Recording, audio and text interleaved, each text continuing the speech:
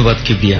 আজ যাহা বলিব সত্য বলিবতে সত্যের মঞ্চে বসে নিজের জীবনের অপ্রিয় সত্যগুলো স্বীকার করবেন রূপা। রূপার স্বপ্ন ছিল লেখাপড়া শেষ করে মানুষের মতো মানুষ হওয়ার, নিজের পায়ে দাঁড়ানোর, সমাজকে আলোকিত করার।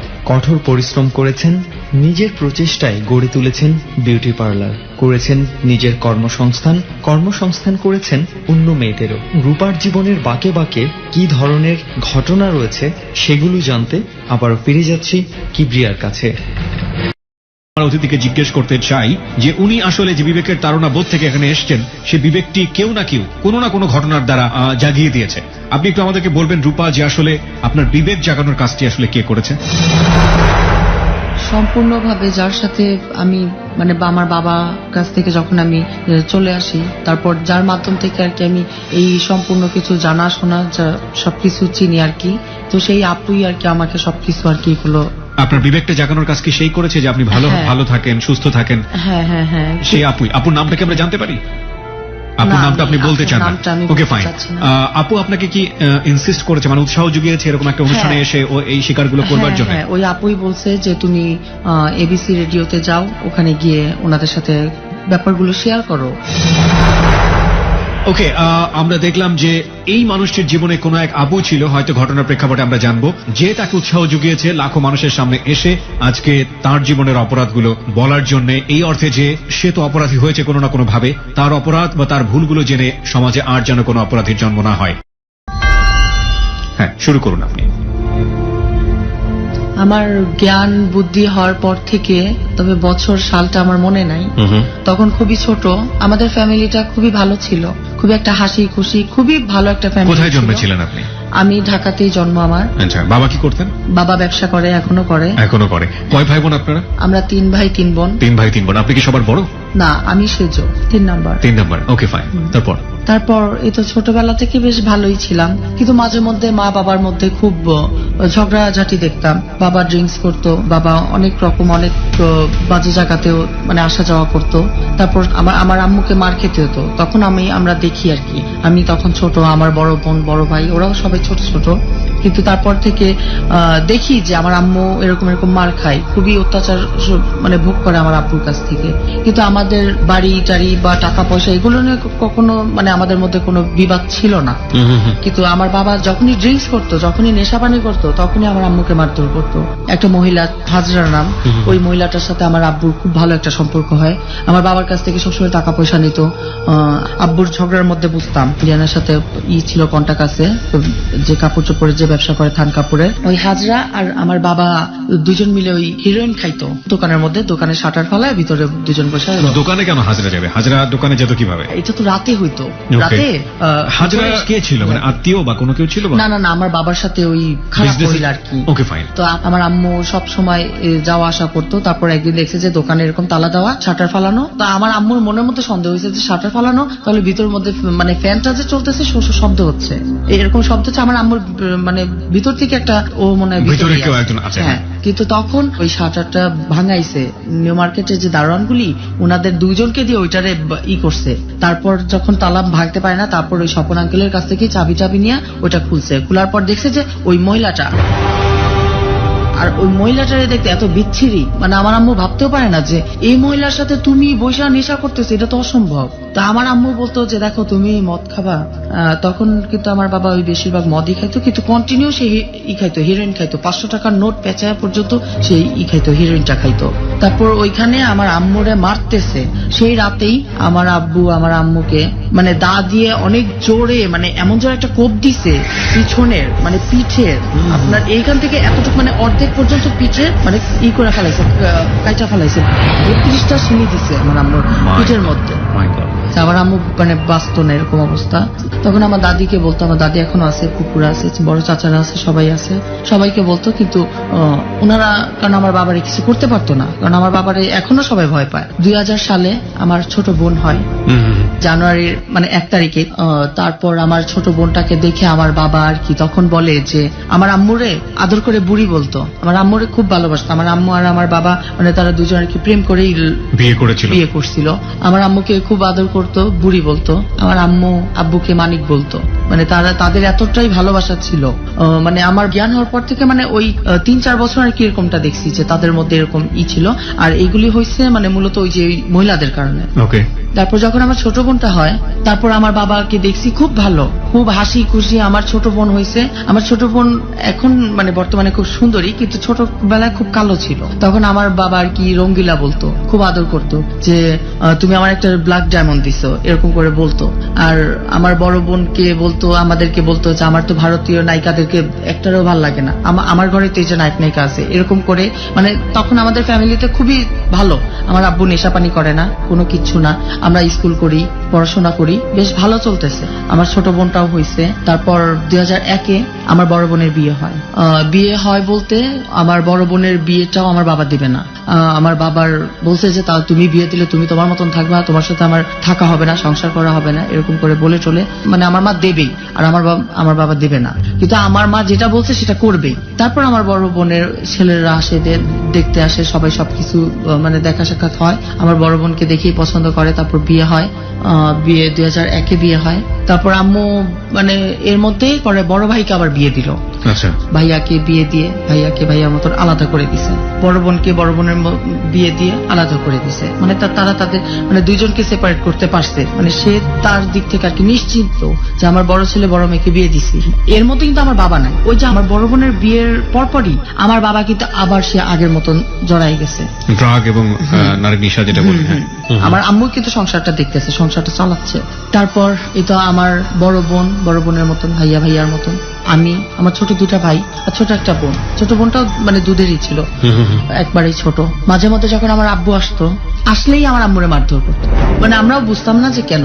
মানে আমরা এই রুমের মধ্যে দুষ্টামি করতেছি, খেলাধুলা করতেছি, পড়াশোনা করতেছি, মানে হঠাৎ শুনতেছি যে রাগারাগি, চিলাচিলি, খুব মারামারি হইতেছে, এরকম।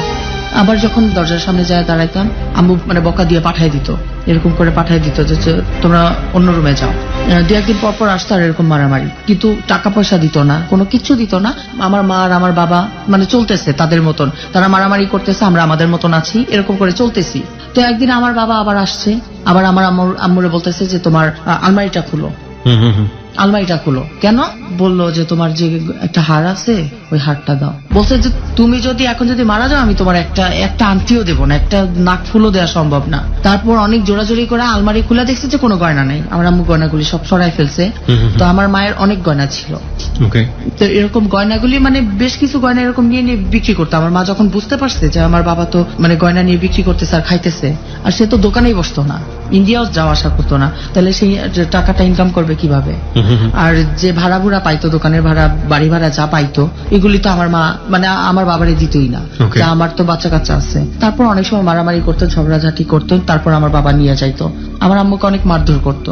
না দিলে যে ব্লেড বা চাকু বা খুঁট টুট ছিল, আমার আম্মুর এই মানে গালের এখান থেকে ধরে এরকম একটা মানে পাড়াপাড়ি করতে যে এরকম কাটা ফেলছিল, এদিকে কাটছিল, এই গালের এখান থেকে নিয়ে ঠিক এতটুকু পর্যন্ত একটা কাটা দাগ ছিল আমার মায়ের। এইখানে কাটা দাগ ছিল, এইখানে কাটা দাগ ছিল, আর পিছে শরীরে তো এমনিতে তো কাটা দাগ ছিলই। এরকম করে মারধর করতো নেয়ার জন্য। তারপর সেদিন আর কোনো গয়নাকাটি পায়নি, আলমারি খুললো।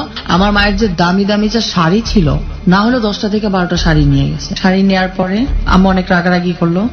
তো তারপর তার শুনলো না, বাবা চলে যায়। তারপর আম্মু তারপরের দিন সকালে জানতে পারলো যে বাবা নাকি ওই হাজরা নামের ওই মহিলাকে নাকি বিয়ে করবে। তো এটা যখন জানতে পারে, তারপর আমার মা মার্কেটে যায়, অনেক রকম আর কি ঝামেলা করে, কিন্তু সেটা শুনলো না। আমার বাবা আবার বাসায় আসলো। বাসায় মা আমার আম্মুকে এসে মারধর করলো, আর মানে অনেক গালাগালি করলো যে তুই মার্কেটে গেছিস কেন, তুই ওর সামনে তুই যে আমার যে গালাগালি করলি, এটা কি আমার কি মান সম্মান গেল না? তখন আমার আম্মু বলছে যে বউ বাচ্চা কাচ্চা রেখে তুই আরেকটা মেয়ে নিয়ে থাকবি, ওইটাতে তোর মান সম্মান যায় না, আর আমি তোর ঘরের বউ হয়ে আমি গেছি, তো এটাতে তোর খুব মান সম্মান লাগলো। তো এরকম পর্যায়ে আর কি। তারপর সেই রাতে আর বাবা আসে নাই। তারপরের দিন রাতটা পার হইলো। তারপরের দিন আম্মু আমাদেরকে খাওয়া মানে সকালবেলা খাওয়া দাওয়া শেষ, সবকিছু শেষ। আমার ছোট বোনকে আমি গোসল করাইতেছি, আর ছোট ভাইটা মনে হয় স্কুলে, তার ছোটটাও তো ছোট, স্কুলে দেওয়ার মতন বয়স হয় নাই। আর ছোট বোনটা একবারে ছোটটাকে আমি গোসল করাইতেছি। আমাদের একটা বুবু ছিল আমাদের বাসায়, মানে 17-18 বছর ধরে কাজ করছে। ওই বুবু রান্না টান্না করতেছে। তারপর মা, বুবুর নামও ছিল হাজরা, বুবুরা বলতেছে যাই হাজরা আলমারির চাবি কই। তারপর আম্মু খুব মানে শাড়ি টাড়ি পরছে, আমার আম্মু খুব সাজুগুজু করছে। আমাদের সবাইকে আদর টাদর করছে, আমার ছোট বোনকে মানে করছে, খাওয়া দাওয়া করা। এটা আমার বললো যে মা তুই ওরে গোসল করা, এটা বলে আর কি আমার আম্মু রুমের মধ্যে গেছে। তারপর বুবুও আলমারি খুলে ব্যাগ ট্যাগ দিয়ে আসছে, চাবি টাবি দিয়ে আসছে। আবার আমার বুবুর কাছে সবসময় চাবি টাবি থাকতো, তো ওর কাছ থেকে চাবি টাবি নিছে। আম্মু আবার ওর আবার ইশারা করছে যে যা তুই এই মানে রুম থেকে যা। ও মানে আমার বুবুটার মানে বুঝতে পারে না যে আম্মু কি করবে। তারপর আমি বললাম, মানে বুবু আসলো পরে বাথরুম থেকে মানে জোরে জোরে বলতেছি যে বুবু আম্মু রুমের মধ্যে কি করে। পরে বললো যে জানি না, খালাম্মা মনে হয় কি করবো, মানে কাগজপত্র দেখলাম যে আলমারি থেকে বাইর করলো, বড় কালো ব্যাগটাও বাইর করছে, জানি না কি করবে। যখন এটা বলছে তারপর আমার ভিতরে জানি কেমন লাগলো যে তাহলে দরজা আটকে, মানে দরজা টরজা জানালা টানালা সব আটকাই দিল কেন। মানে আমাদের রুম ঘুরে ড্রয়িং রুম দিয়ে গেলে মানে আমার আম্মুর বেডরুমের ইটা দেখা যাইতো, জানালাটা দেখা যাইতো, তো ওই রুমের জানালাটা মানে আর আটকায় নাই বা খেয়াল ছিল না আটকায় নাই, কিন্তু এমনি আর কি পাট দেওয়া ছিল, বিড়ানোর মতন ছিল। যখন অনেকক্ষণ ধরে আটকানো, তারপর আমি আমার ছোট বোনরে বলতেছি যে আমি তোরে তো গোসল করেছি, এখন তো ওরে তো দুধ খাওয়াইতে হইব, ওরে দুধ খাওয়াইলে তো ও আর কি খাইতে খাইতে ঘুমায় যাইবো। বুবু তারপর বলতেছে যে আচ্ছা তুই আমার কাছে দে, আমি ওরে খাওয়াই। তারপর মানে মনের মধ্যে একটা কৌতূহল জাগলো যে মা তো কোনো সময় তো দরজা আটকায় না, ব্যাগ ট্যাগ যত কিছু করে, আব্বু থাকলে না দরজা টরজা আটকায়, কিন্তু এখন তো আব্বু নাই, তাহলে আমরা তো আছি, আর আমরা তো জানি না ওই কাগজপাতি দিয়ে কি করবে, তো দরজা আটকাইলো কেন। তারপর ওই ঘুরে গেছি, ওই ঘুরে যাইতেই দেখছি যে আমার মা যে কিভাবে যে চিল্লাইতেছে, মুখ দিয়ে শুধু সাদা সাদা ফেনা উঠতেছে। আমি যখন চিল্লাইতেছি তখন আমার বুবু, আমার ছোট ভাইটাই, আমার ছোট যেটা ওটা স্কুলে ছিল, আর ওইটার ছোট ভাইটা, আমরা সবাই, আমার বুবু আরো আমার চিল্লানি শুনে আরো যারা যারা আসছে সবাই দেখতেছে জানালা দেয়া। তখন আমার মা শুধু হাসতেছে আর বলতেছে যে আমাকে আর কেউ কোনোদিন জ্বালাইতে পারবো না, আর আমাকে বলতেছে যে মা তুই আমার ছোট ছোট ছেলে মেয়েদেরকে মানে দেখিস। আর বুবুরে বলতেছে যে মানে বুবুর নাম ধরে বলতেছে যে হাজরা তুই তোর খালুরে বলিস যে খালাম্মার আর কোনোদিন আপনি মারতেও পারবেন না, আর আর মানে আর কোনোদিন বকাঝকাও করতে পারবেন না, এরকম করে বলতেছে। কিন্তু আবার মা হাসতেছে, আমার মা খুব জোরে জোরে হাসতেছে। বিষটা তো খাইছে, এটা তো বিষটা আমি দেখছি, বিষটা এমনি সিরাপের মতন, যদি একটু পানির মধ্যে বা শরীরের মধ্যে লাগলে কিন্তু এটা সাদা হয়ে যায়, পুরো সাদা ফেনার মতন উঠতেছে। তো সে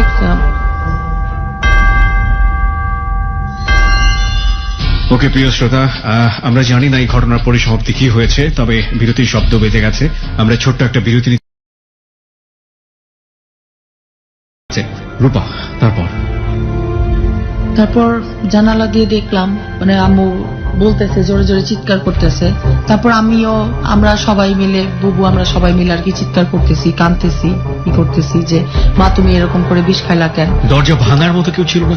না, দরজা ভাঙার মতন কেউ ছিল না। পরে দরজা তো আমাদের তো দরজাটা তো আসলে ভাঙার মতন কোনোই ছিল না, জানালার গ্রিল শুধু তাও ভাঙতে পারে নাই, বাঁকা করে ঢুকে তারপর দরজা খুলে তারপর আম্মুরে বের করছে। কিন্তু হসপিটালে নিচে মানে ওয়াশ করছে, কিন্তু আর মানে বাঁচে নাই।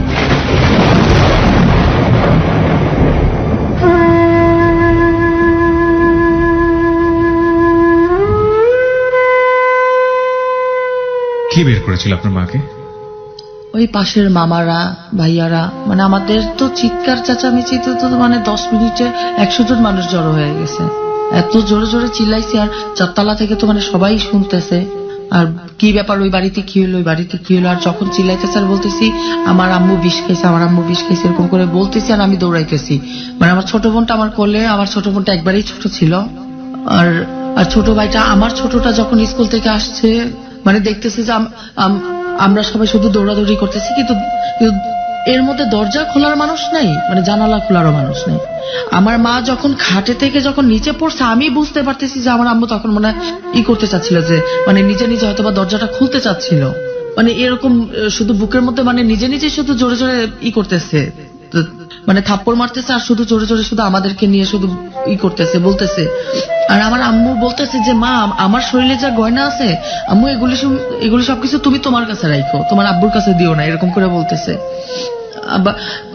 তারপর যখন অনেক চেঁচামেচির পর মানে সাইডের যে পুরুষ লোকরা, মামারা, আঙ্কেলরা ছিল, ভাইয়ারা ছিল, বা পাশের ফ্ল্যাটের যারা যারা ছিল, তারা সবাই আসছে, কিন্তু দরজাটা অনেক ভাঙার চেষ্টা করছে, দরজা ভাঙার মতন কোনো নাই। তারপর বের করার পরও আমার মা আমার মাথা টাথা আমার মুখটুক এরকম করে ধরতেছে আর বলতেছে যে আম্মুরে আমি মনে আর থাকবো না, আমি মনে হয় সত্যি সত্যি মনে মরে যাব, যে তুই আমার ছোট মেয়েটা, আমার ছোট ছোট 2টা বাচ্চা আছে, তুই দেখিস। তারপর আমি বলতেছি যে আব্বা নাই, কেউ নাই, তুমি এখন এরকম করলা কেন, মানে এরকম। তারপরে সবাই বলতেছে যে যাক বিষ খেলে সবাই বাঁচে। তারপরে তো হসপিটালে নিল, কিন্তু বললো যে না, সে মারা গেছে। এই সময়টাতে আপনার বাবাকে খবর দেননি? না, এর মধ্যে আমার বাবা জানে না যে আমার মা মারা গেছে। আমার বাবার আর কোনো যোগাযোগ করার মতন কোনো ইয়া নাই তো, কারণ সে তো তার মতন হাজরা নামের ওই মহিলার কাছে সে চলে গিয়েছে এর আগে। হ্যাঁ হ্যাঁ। তো এর মধ্যে আমরাই যা যা করার করতেছি। তারপর যখন ওই সে মারা গেছে, তো এখন এটা নিয়ে তো যে অনেক থানা পুলিশ হয়েছে, অনেক কাটাছেড়া হয়েছে। যখন আমার আম্মুকে যখন ধোয়াইতে যায়, মানে কাফনের কাপড় 2 বার চেঞ্জ করতে হয়েছে। মানে আমার মায়ের যদি কপালটা আপনি তখন দেখতেন যে মানে কপাল এটার মধ্যে পানি ঢালার মতন কোনো ছিল না। কারণ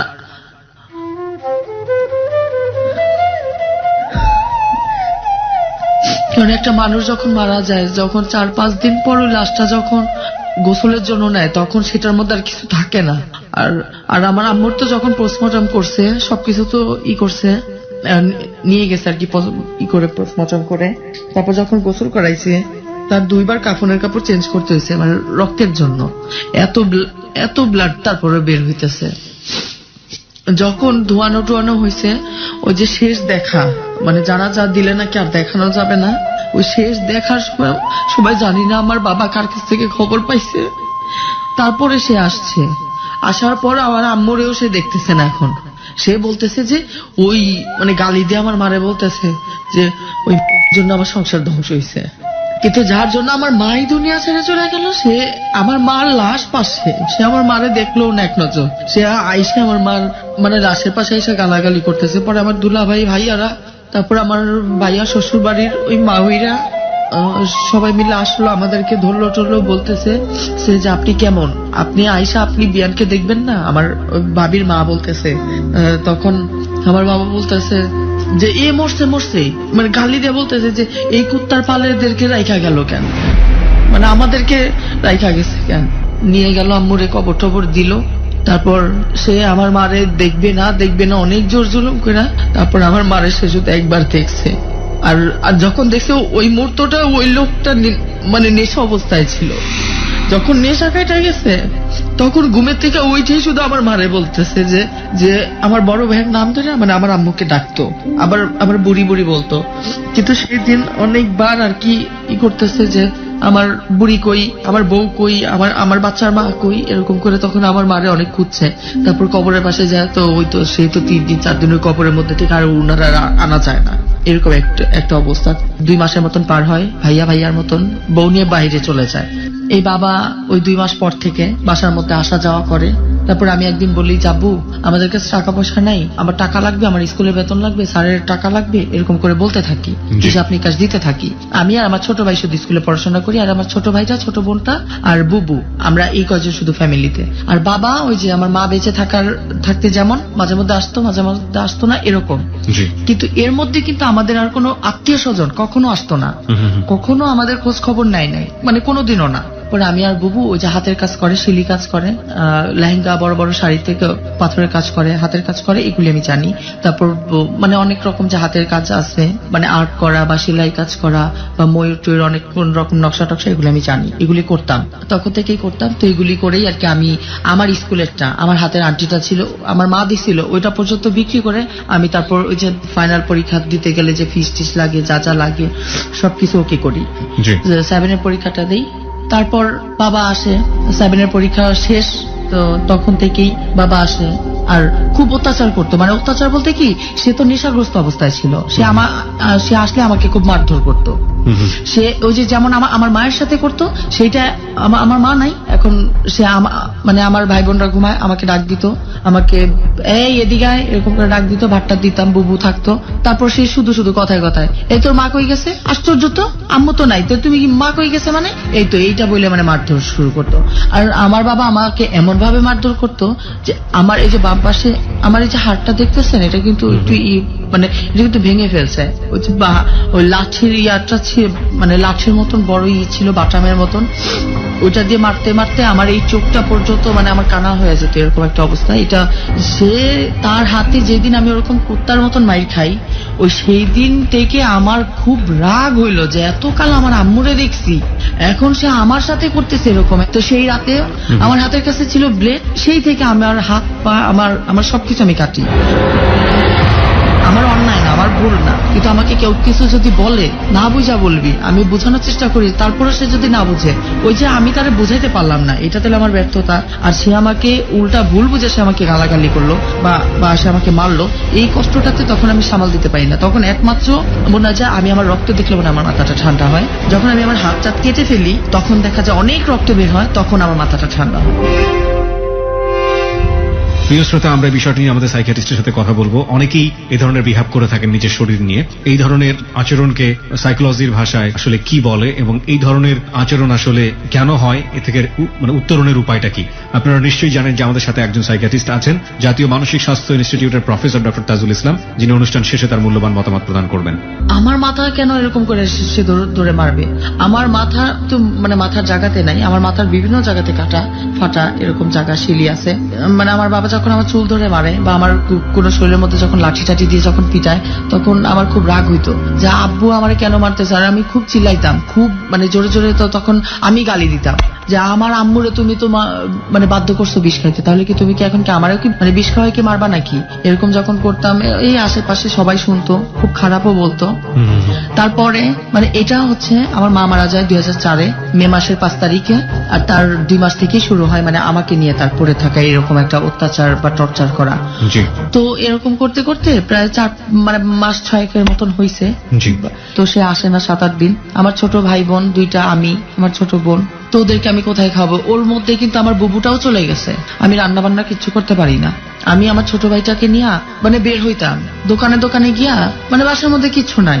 আর দেখা যায় কি আশেপাশে ভাড়াটিয়ারা কয়দিন দেখবে, প্রায় 6-7 মাস হয়ে গেছে।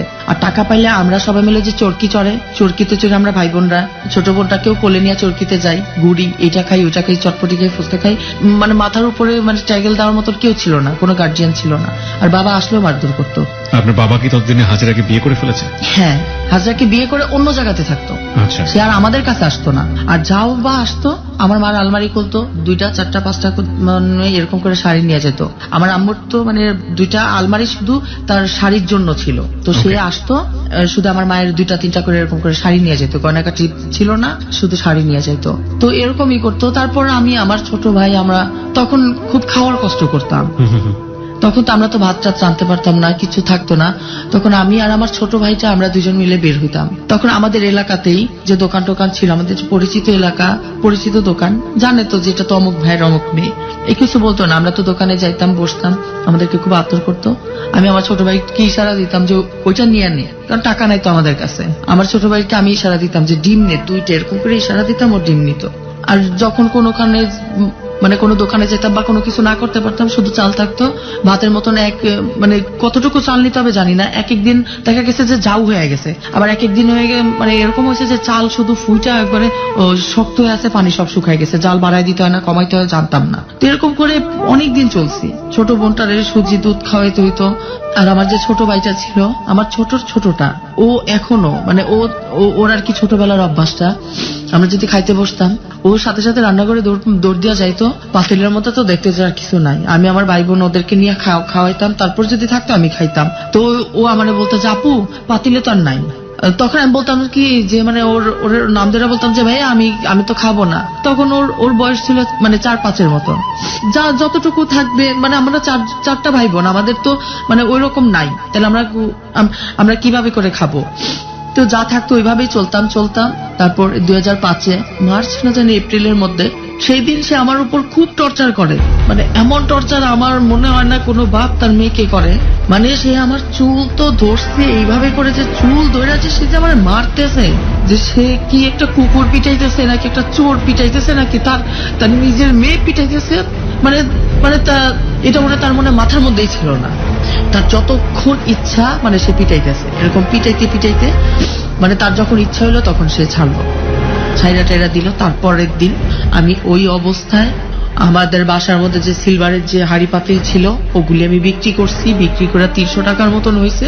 ওই টাকা নিয়ে বাসা থেকে আমার কিছু কাপড় চোপড় ওগুলি নিয়ে আমি বের হয়ে আসি। চুপুর নিয়ে বের হয়ে আসেন মানে কোথায় বের হয়ে যাচ্ছেন? আসলাম। কোথায় যাচ্ছেন কোনো ঠিক ঠিকানা নাই, সব না। ভাই বোনকে নিয়ে? না না না, তাহলে? আমি ওদেরকে রেখেই চলে আসি, কারণ মানে ওদেরকে আমি কোথায় নিয়ে যাব? ওকে, একাই বের হয়ে গেছেন বাড়ি থেকে? হ্যাঁ হ্যাঁ, ওরা যদি বাসায় থাকে, যে কেউ আসলে শুনবে যে ওর তো মাটা গেল, হুম। ওর তো বোনটাও চলে গেল, তাহলে ওদের যে কোনো একটা না একটা কিছু হবে। ওদেরকে নিয়ে আমি কোথায় যাব? আমারই তো কোনো ঠিক নাই, তো আমি কোথায় যাব? তারপর ওই 300 টাকা হলো, আমি আমার মতন কাপড় চোপড় নিয়ে সবকিছু নিয়ে চলে আসছি। আসার পর আমার ছোট ভাইটাই একটু বুঝের ছিল আমার থেকে, শুধু ওকে বলছি যে দেখ আমি তো আসলে আর থাকতে পারতেছি না, দেখ কালকে রাত্রেও আব্বা আমার এরকম করে মারলো, আর মা নাই তো, তো যেভাবে হোক আমি যদি কোনো একটা কিছু করতে পারি তাহলে আয়শা তোদেরকে নিয়ে যাব, এরকম করে বলছি। বলার পর চলে গেছি। সেই সকালবেলা বের হয়েছি, সকাল দুপুর মানে এরকম শুধু ঘুরলাম। ঘুরার পর ওই যে আপুর কথা বললাম, সে আপু আমারে দেখছে। এই আপুটা হচ্ছে মানে যে আপু আপনার বিবেকটা জাগিয়েছে এখানে যাহা বলিব সত্য বলিবতে আসার জন্য, সেই হ্যাঁ। আপু আপনাকে দেখেছে? ওকে, হ্যাঁ। হ্যাঁ, তারপর? আর ওই আপুটার সাথে আমাদের ফ্যামিলির খুব ভালো একটা সম্পর্ক ছিল। ওই আপু আমার ছোট ভাইটাকে পড়াইতো, আবার ওকে, আমাদের বাসায় আসা যাওয়া করতো, আমার আম্মুকে আন্টি বলতো। তা আমি যে বাসা থেকে বের হয়েছি, হুম। আমার তো ওই আপুরে আমি দেখি নাই। আমি যখন বের হয়ে, যখন আপনার ওই সায়দাবাদের পরে বিশোরনা এরকম কোন একটা জায়গার নাম মনে হয় আছে, তা আমি নিজেও জানি না। আমি একটা সিএনজি নেই, আমি ওই সিএনজি আলারে বলছিলাম যে অনেক দূরে যাব, মানে বলছিলাম যে সায়দাবাদে যাব, আন্দাজেই বলছিলাম, কিন্তু কখন আমি সায়দাবাদ যাইনি। তখন কেন যাচ্ছেন সায়দাবাদ জানেন আপনি? আমি জানি না, ওকে, মানে বাসা থেকে বের হয়েছি, ওই যে একটা রাগ মনের মধ্যে, আজকে কালকে রাত্রে আব্বা আমারে মারলো, এরকম করে শুধু শুধু মারতেছে, অথচ আমার স্কুলেও পাঠাইতেছে না, কোনো কিছু না, টাকা পয়সা দেয় না। তো এইগুলি নিয়ে যখন মানে নিজে নিজে রাগ হয়, তখন আর কি আমি বের হয়ে যাই। আর ওই সায়দাবাদ যে যাবো, তখন আমার কোনো পরিকল্পনা ছিল না, আন্দাজেই নিজে থেকে চলে যাই। সায়দাবাদ গিয়ে ওই বিশোরের ওইখানেই সাইডে একটা ফুটপাতের মতন যে একটা ছিল, যে মানুষ হাঁটা চলা থাকে,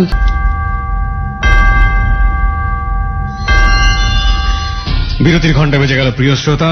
this is the background of the story. আমরা রূপার আজকে যে রূপা হয়ে ওঠা, এবং রূপা আজকে এখানে ছদ্মনাম ব্যবহার করছে, নোট অন দ্যাট পয়েন্ট। এই ছদ্মনামটা এই কারণে ব্যবহার করতে হচ্ছে যে তার আসল নামটি ব্যবহার করলে তার এলাকায় তাকে অনেকেই চিনে যাবেন।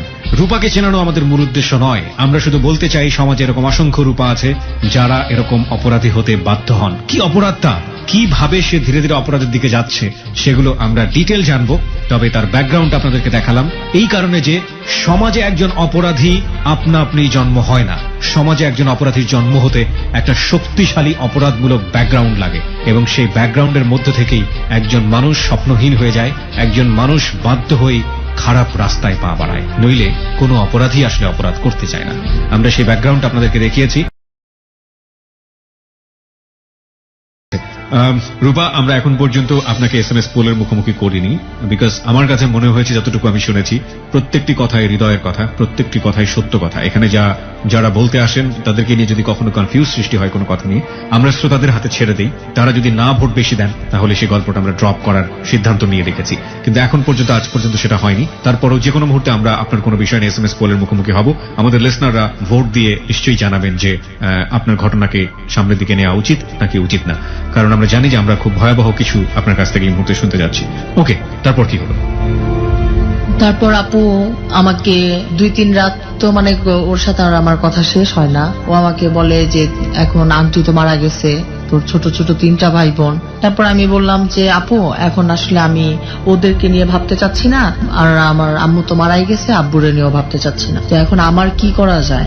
আর আমি বাসায় আমার আর মার ধরা সহ্য হয় না, কারণ এই দেখো, এই যে আমি সেদিন রাত্রে হাত কাটছি, আবার কালকে রাতেও হাত কাটছি, আবার সেই দিন আব্বু আবার আমার মারছে, মারার পরে যে উপরের হাড়টা আমার পুরোপুরি ভেঙে গেছে, আমি আর যাব না। আর এতকাল তো দেখছি যে আম্মুর সাথে এরকম এরকম করে, তা আমি আর যাব না। তো তারপর আপু বলল যে আচ্ছা তাহলে আমার তো পার্লার আছে, তুই আমার পার্লারে তাহলে কাজ টাজ কর। তখন আমি বললাম যে আমি কি একবারে কি তাহলে কি মানে মূর্খ হয়ে থাকবো? আমি কি মানে অন্তত এসএসসি পরীক্ষাটা যেভাবে হোক আমি কি দিতে পারবো না? আর মাত্র তো 8-এ, তো 9-10 এখনো, মানে এখনো তো 2টা বছর, তাহলে এই 2টা বছর আমি মানে কিভাবে কি করব? তারপর ও আমাকে বললো যে আরে টাকা হলে তো সমস্যা নাই, তুই এসএসসি না, তুই অনেক কিছু করতে পারবি। তখন আমি আরেকটু মানে ক্লিয়ার হলাম যে মানে তোমার পার্লারেতেই তো মানে ঝাড়ু টাড়ু দিতে হবে, এই মানে এই কাজই তো। তখন ওই আপুটা আর কি হাসলো একটু, হাইসা বললো যে হ্যাঁ এইটাই, তুই এই তো মানে তুই তোর মতন যতটুকু পারস ততটুকু। তারপর ওর এখানে যে মানে যারা আসতো কাস্টমাররা আসতো পার্লারে, ব্রু প্লাক করতো, ফেসিয়াল করতো, মাসাজ করতো, মানে পেডিকিউ ম্যানিকিউ করতো, অনেক রকম যে মানে যা যা কাজ আছে সবকিছু দেখতাম আমি। তা আমি আস্তে আস্তে আস্তে আস্তে আমি ওদের সাথে সাথে কাজ করি, আমি কাজের সাথে সাথে পুরোটা আমি শিখে যাই। তো এর মধ্যে আর কি স্কুলে আমার আসা যাওয়া করতে থাকে, আপুই আমাকে টাকা দেয়, জি আপুই আমাকে কাপড় চোপড় কিনে দেয়, টাকা পয়সা দেয়, সবকিছু দেয়। ওই তো এরকম চলতে থাকে প্রায় 6-7 মাস এই পার্লারের মধ্যে আমি চলতেছি। এরকম একদিন হঠাৎ করে শুনি কি যে আমার ছোট ভাইটাও নাকি বাসা থেকে বের হয়ে চলে গেছে। ওকে। তো আছে কে এখন শুধু আছে আর আমার ছোট একটা ভাই, ছোট একটা বোন। এদেরকে আমার দাদি নিয়ে গেছে আব্দুল্লাহপুর, আর আমার ছোট ভাইটা অলরেডি বাসা থেকে বের হয়ে ও খারাপ ছেলে পেলেদের সাথে ও মানে ঘুরতে ঘুরতে ও কিন্তু নষ্ট হয়ে গেছে। ওকে। এর মধ্যে তো পড়াশোনাও করতেছি, পার্লারের কাজ টাজ করতেছি, কারণ পার্লারে যে ফেসিয়াল টেসিয়াল করি, তারপর আরো যাবতীয় যে ধরনের কাজ টাজ আছে সবকিছু করি। এর মধ্যে আপু আমাকে রেখে টেকে আপু পার্টিতে যায়, অনেক জায়গাতে যায়, কিন্তু আমি মানে পুরোপুরি পার্লারে থাকি। তারপর এর মধ্যে যখন আমি আপুকে চাপ দিলাম যে আপু আমার টাকা দরকার, তুমি আমাকে আমার হাতে টাকা দিবা, তো এর মধ্যে যারা আসতো আর কি পার্লারে যে ভাবিরা, আমাকে কিছু কিছু লোক চিনতো ওইখানকার, জি। তখন আসলে আমাকে বলতো তোর আম্মু নাই, আসলে দেখ রাজাও ফকির হয়, ফকিরও বাচ্চা হয়, এরকম করে বলে। তা আসলে 10 জনের কথা শুনতে শুনতে একদিন কার না মনে চাইবে যে টাকার কথা বলি। জি তারপর আমি আপুর কাছে বললাম যে আপু তুমি তো আমার টাকা পয়সা দিতেছো, তুমি আমার সবকিছু করতেছো ঠিক আছে, কিন্তু তুমি আমাকে আমার হাতে টাকা দিবা। এরকম 2-3 বার বলি, তারপর ও আমাকে বলে যে তুই তোর হাতে টাকা চাস, তাহলে তো তোর তো আরেকটু কষ্ট করতে হবে। আমি বললাম কি কষ্ট? তখন বললো যে চল তোকে এক জায়গায় নিয়ে যাব। তারপর আমাকে নিয়ে যায় কাকরাই, চলচ্চিত্রের মালিক যে ভাই ওনার কাছে। ওকে। মানে ওনার কাছে নিয়ে যায়, মনে হয় যে ওনার কাছে মনে হয় যে আমার হাত পা বাঁধা, ওনার কাছে নিয়ে যায়। এর মধ্যে কিন্তু আমার পড়াটা অফ হয়ে যায়। আমি একটু থামাচ্ছি আপনাকে। ওনার কাছে আপনার হাত পা বাঁধা মানে? হাত পা বাঁধা মানে আমি তো জানতাম না যে ওনার কাছে নিয়ে যাচ্ছে, আমাকে মিডিয়াতে ঢুকাবে, আমাকে ফিল্মে দিবে, আমাকে কাজ করাবে, তখন আমাকে অনেক রকম অনেক কিছু ওকে বলবে। ফাইন। আমার মনে হয় যে আপনি যেটা বলেছেন সেটা আসলে ঘটনাটা ক্লিয়ার হওয়ার পরে আমরা বুঝতে পারবো। ওখানে যাওয়ার পরে ভাইয়ার সাথে মানে আমাকে পরিচয় করায় দিল যে ওর নাম এই, আর ও হচ্ছে আমার খুব কাছের একজন মানুষ, আমার ছোট বোন, এরকম করে পরিচয় করায়। তারপর ওনাকে বলে যে ওকে দিয়ে কি কোনো কাজ হবে না? তখন ওই ভাইয়া আমাকে দেখে বলে যে ওর তো বয়স একদম অল্প, ওকে দিয়েই তো হবে। আর ওকে দিয়ে হবে বলতে ওকে মানে ওকে যদি গড়ে নেওয়া যায় ও ফিল্মেও চান্স পাবে, ও মানে মেইন হিরোইনের কাছে করতে পারবে। আমি ওনাদের কথাবার্তা মানে তেমন একটা বুঝতেছিলাম না। ওকে। তারপর আমি নিজে থেকে প্রশ্ন করলাম যে আচ্ছা আপু তোমরা কি বলতেছো, আমি এটা তো কোনো পার্লারের তো কোনো অংশই নাই এখানে মিডিয়া টিডিয়া ফিল্ম টিম মানে কি, তাহলে কি ছবি টবি কিছু হবে? তখন সে আমাকে বললো যে হ্যাঁ, কারণ তুই তো টাকার কথা বলছিস, তো টাকার কথা যেহেতু বলছিস তাহলে তুই এখানে এই ভাইয়ের কাছে থাকলে তুই সবকিছু পাবি, খাওয়া দাওয়া কাপড় চোপড় সবকিছু। তারপর আমি আবার বলি যে তাহলে আমার পড়াশোনাটা কি হবে, মানে ওনার ভাই ওই ভাইয়ার অফিসের মধ্যে বসেই। জি। তারপর ও বললো যে তুই এখানে কদিন থাকলে, বেশি না মানে সপ্তাহখানিকের মতো থাকবি, তারপর ভাইয়ার যদি ওকে বলে তাহলে ভাইয়াই বাসায় আসা যাওয়া করবে, সম্পূর্ণ কিছু ভাইয়াই তোর দিবে। আমি বললাম আচ্ছা ঠিক আছে, 1 সপ্তাহ থাকতে হবে, 1 সপ্তাহ কি বা আমার এদের কি করাইবো, মানে এই ধারণাটা ছিল। অথবা ঘরটার গুছানো, এই যে অফিস টফিস, মানে এটা আমার ভাবনা ছিল যে ফাইল টাইল গুছানো এগুলি। কিন্তু সে আমার ওইখানে কথাবার্তা বলার পরে সে ওখান থেকে যেন আমাকে কোথায় নিয়ে গেছে, ওই জায়গাটার নাম আমার মনে নাই, বা আমি তখন চিনতাম না তো ভালোভাবে কোনো জায়গা, তখন চিনতাম না, অন্য কোথাও নিয়ে যায়, অন্য একটা রুমে, ওইটা হয়তো বড় কোনো হোটেল টোটেল হবে। ওকে। তো এই তো ভালোই, এসি টেসি রুম টুম, ভিতরে খাবার দাবার সবকিছু খাচ্ছি দাচ্ছি, আপুর সাথে কথাবার্তা বলতেছি। খাওয়া দাওয়ার পর আপু আমারে বললো যে তুই এইখানেই থাকবি, আর ভাইয়া যা যা বলে তুই শুনিস কিন্তু। তারপর আমি বললাম যে আচ্ছা ঠিক আছে। এটা বলার পর ওই আপু চলে গেল। তারপর সন্ধ্যার দিকে আর কি সে মদের বোতল টোতল নিয়ে আসছে, যে ভদ্রলোকের কাছে আপনাকে নিয়ে গিয়েছিল। হ্যাঁ, ওই Okay. ভাইয়া মদের বোতল টোতল আনছে। তারপর ওগুলো দেখা তো আমি মানে কি বলবো, আমি এক পর্যায়ে ভয় পাইছি, যে কারণে এই বোতল তো আমাদের বাসায় তো ছিল, এই বোতল এইগুলি, এটা তো মদের বোতল দিয়ে দেখে তো আমি চিনছি, কারণ আমার আব্বু খাইতো এরকম। তারপর আমি ভাবলাম যে হয়তোবা উনিই খাবে এটা। তারপর সে আমাকে ডাক দিল, ডাক দিয়ে আমাকে নাম কি নাম বললাম। তারপর সে বললো যে না, তোমার এই নামে হবে না, তুমি তোমার আসল নামটা মানে ইউজ করতে পারবা না। বললাম যে কেন, আমার আসল নাম আমি বলবো না কেন, এটাই তো আমার নাম। বলে যে শোনো, এই ধরনের জগতে আসলে মানুষ অনেক রকম অনেক কিছু শেখে। তখন আমি বললাম যে ভাইয়া আমি কোনো জগতের নামই, জাস্ট আমি আপুর কাছে থাকি, আপুর পার্লারে কাজ করি, পড়াশোনা করি, এই, তাছাড়া অন্য কোনো কিছু না। তারপর বললো কেন তোমার আপু তোমার বলে নাই তুমি এখানে কেন আসছো? আমি বলছি যে না আমি তো জানি না। আপু তো আমার বললো যে আপনি আমাকে 1 সপ্তাহ রাখবেন, তারপর যদি ওকে বলেন তাহলে নাকি আমাকে দিয়ে সবকিছু হবে, আর তাহলে নাকি আমি নাকি টাকাও পাবো। তারপর সে আমারে বলতেছে যে এদিকে আসো, মানে সে আমাকে তখন ডাক দিয়ে আরো কাছে, মানে তার পাশাপাশি নিয়ে বসাইতে চাইলো। তখন অনেক ছোট, মানে আরো ছোট ছিলাম। 5-এর কথা এটা, 2005-এ 14-15 বছর বয়স ছিল তখন। যখন ডাকলো সে মদের গ্লাস ফ্লাস, সে বললো যে ঢালো। আমি বললাম যে দেখেন ভাই এগুলো আমি কখনো ঢালতে পারি না। তো সে আমাকে ঢালতে বলছে, আমি 1 গ্লাস ঢাইলা দিছি। তো সে বলতেছে যে তোমার দিয়ে তো কিচ্ছু হইব না, তুমি গ্লাস ঢালছো, এটাতে 1 গ্লাস ঢালতে হয় না। সে আমাকে অন্য গ্লাসে সে ঢাইলা সে আমাকে দেখিয়ে দিল। তারপরে আমি তার মতন করে করে দেখালাম। তখনও ভাবতেছিলাম যে সে মনে আমার দিয়ে এগুলি করাইবো। তারপর যখন সে আমার বললো যে তুমি খাও, আমার অনেকবার বললো, আমি না না না এগুলি তো আমি খাবো না। তারপরেও জোর টোর করলো। তারপর যখন আমি একটুখানি খাইলাম, মানে আমার মানে প্রথম তো আমার গলা বুক টুক সব জ্বলা যেতেছে এরকম। আর তারপর বলছি যে না ভাই এটা আমার দ্বারা সম্ভব না, আমি আর খাবো না, আমি আপুর কাছে চলে যাবো, আপনি যেভাবে হোক আপুর আপনি খবর দেন, আমি চলে যাব। তারপর সে বলে যে এখন তো ফোন করা যাবে না, এখন তো অনেক রাত হয়ে গেছে, এখন তো দেখো অন্ধকার হয়ে গেছে, এখন তো যাওয়া সম্ভব না, আর এখান থেকে তো বের হতে হলে 1 সকাল ছাড়া এখান থেকে বের হওয়া যাবে না, এখানে মেন গেট আটকায় দিছে। মানে সে তখন আমাকে যেভাবে আর কি বুঝাইতে পারছে। তারপর আচ্ছা ঠিক আছে, তারপর আবারও সে মদ খাইতেছে, আমাকে দিতেছে। আমি তো মানে ভিতরে না, তারপরেও যাক আমি ভাবতেছি কি সকালটা হইলেই মানে তার সাথে হ্যাঁ হ্যাঁ হ্যাঁ করে করে সকালটা হলে আমি চলে যাব। কিন্তু সে আমাকে যেভাবে মানে জোর করছে খাওয়ার জন্য, কিন্তু আমি 2-3 বার খাইছি। খাওয়ার পরে সে তো মানে গণহারে খাচ্ছে, মানে একটার পর 1 গ্লাস করে খাইতেছে, একটু একটু করে বানাচ্ছে আর খাচ্ছে। মানে সে শুধু আমাকে কাছে ডাকে, সোফার মধ্যে বসা আসে, আমাকে বলে যে তুমি এদিকে আসো, আমার কাছে আসো। আমি বললাম যে না আপনি ওখানেই থাকেন, আমি এদিকেই বসে থাকি, আমি পারবো না আপনার কাছে গিয়ে বসতে। তারপর সে উঠে গিয়ে আমার হাত ধরে মানে টানাটানি করতে করতে সে আমাকে সোফার উপরে এনে বসাইছে। তারপর সে ইচ্ছা করেই আমার ওকে ঠিক আছে, আমরা বুঝতে পেরেছি। আপনি একটু জাস্ট আমাকে বলবেন যে এই যে এক ধরনের অসামাজিক কাজে লিপ্ত হয়ে যাওয়া, এবং এটা তো সে রাতে আপনার সাথে হলোই, আমরা বুঝতেই পারছি আপনার ব্যাপারটা দেখে, এবং এইটাই হচ্ছে আপনার জার্নির শুরু, রাইট? প্রিয় শ্রোতা, এই অপরাধটাকে আপনি অপরাধ বলবেন নাকি বলবেন না সেটা আপনার জায়গাতে, কিন্তু কিছু কোশ্চেন আমাদের মাথায় এসছে। আপনি 14 বছর বয়স তখন, এবং এই 14 বছর বয়সে আপনি কিছুটা হলেও কি আজ করতে পারতেন না ওই সময়টাতে, যে যেহেতু আপনার একটা ফ্যামিলি ব্যাকগ্রাউন্ড ছিল যে বাবা এই ধরনের একভাবে কোনো না কোনোভাবে একটা মেয়ের প্রতি আসক্ত, এবং একই সাথে আপনি তখন কিছুটা হলেও বোঝেন যে এই ব্যাপারগুলো আসলে কি, এবং এটাও হয়তো বা কিছুটা হলেও আজ করতে পেরেছেন যে একটা মেয়েকে এরকম একটা ছেলের কাছে রেখে আসছে যিনি মিডিয়া জগতের, ফিল্ম ইন্ডাস্ট্রি, এবং তাদের মধ্যে এক ধরনের কথোপকথন হচ্ছে। 14 বছর বয়স মানে আপনি তখন যদি পড়ার বয়স হয় তাহলে ক্লাস 9-10-এ পড়তেন। সেই জায়গাটা থেকে তো এটা বোঝা খুব স্বাভাবিক একটা ব্যাপার ছিল। আপনি কি আপনার অনেস্টির জায়গা থেকে বলতে পারেন এটা যে আপনি একেবারেই কিছু বোঝেননি? না, মানে ফিজিক্যালি যে রিলেশনটা এটা আমি বুঝি না, কিন্তু এটা একটা অন্যায় কাজ আপনাকে দিয়ে করাচ্ছে বা করতে পারে এরকম কিছু হলো? না, এরকমটাও বুঝতে পারছি যখন সে মদের বোতল টোতল আনছে তখন। কিন্তু যে ওই আপুর সাথে যখন বারবার কথা বলছি, মানে ওই আপু আমার শুধু বলছে কি যে ওই ভাইয়ার সাথে থাকতে হবে, এই জন্য 1 সপ্তাহ এই জন্য থাকতে হবে কারণ আমাকে যে নাচের গ্রুপগুলি করানো হবে ওইটাতে নাকি আমাকে রিহার্সাল করার জন্য, ফটো সেশন করার জন্য।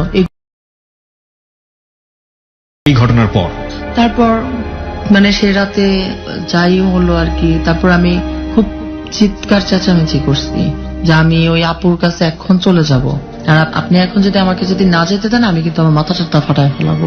এরকম করার পরে তখন এত সচরাচর মোবাইলটাও ছিল না, মানে এতটা হয় নাই। তারপর মোবাইল বলতে কি ফোন দিছে আপুর বড় বোনের কাছে, তারপর ওই আপুকে ফোন দিছে, তারপর ওই আপু বলছে যে এত রাত হয়েছে এখন তো যাওয়া সম্ভব না, তো গেলেও আমার সকালে ভোরবেলা যেতে হবে। মানে এই কথা বলার পর সে তো তারপরও রাতে আবারও সে আমার সাথে জোর জুলুম করে আবারও সে করলো। তারপর থেকে আমি খাই না বা তার সাথে আমি ভালোভাবে কথাও বলি নাই। তারপর ওই আপু আসছে সকালে, ওই আপু এসে আপুরে ধরে আমি অনেক কাঁদছি আর বলছি যে আমি আমার জীবনেও এরকম একটা যে হয়ে যাবে আমি বুঝতে পারি নাই, আর তুমি আমাকে এরকম করলা কেন, তুমি আমার সাথে কেন এরকম ইটা করাইছো। তখন আপু বললো তুই তো বলছিলি যে তোর তো টাকা লাগবে। আমি বলছি আমার টাকা লাগবে, আমি বলছি তো আমার আব্বার কাছেও তো আমি বলছি যে আব্বা আমার টাকা লাগবে, কই আমার আব্বা তো আমার তো করে নাই, অন্য কারোর কাছে দিয়ে আসে নাই। বলছে অন্য কারোর কাছে দিয়ে আসে না, এই জন্য তো তোরে মাইরা মানে তোরে কানা করছে বয়রা করছে, এরকম করে সে আমাকে ভেঙায় দিল। তারপর কি করব, বাধ্য হয়ে কি বলতে কি, তারপর আবার ওর সাথে আমি সেদিন চলে গেলাম। চলে যাওয়ার পরই ওর রিক্সা থেকে নেমে আর আমি ওদের বাসায় যাই নাই, ওইখান থেকে আরেকটা রিক্সা নিয়ে আমি আমাদের বাসায় চলে আসছি। বাসায় যাওয়ার পর দেখছি আমার ফুপু আছে, বাবা আছে। আমি আব্বুরে ধইরা 2 পা ধইরা অনেক কাঁদছি আর বলছি যে আব্বু দেখো আমারে এরকম। তখন আমি বলে দিছি, মানে আমি কি করবো আমি বুঝি নাই, আমি ওই আপুর নাম বলে দিছি যে আব্বু ওই আপু আমার নিয়ে এরকম এরকম করছে, ওই আপু নিয়ে আমারে এরকম অন্য জায়গাতে এই করছে। সেইগুলি শোনার পর সে আরো বলছে যে তুই মরে যা, তোকে আমার রাখা সম্ভব না, তুই মরে যা, এরকম অনেক কিছু, অনেক খারাপ বিহেভ করছে।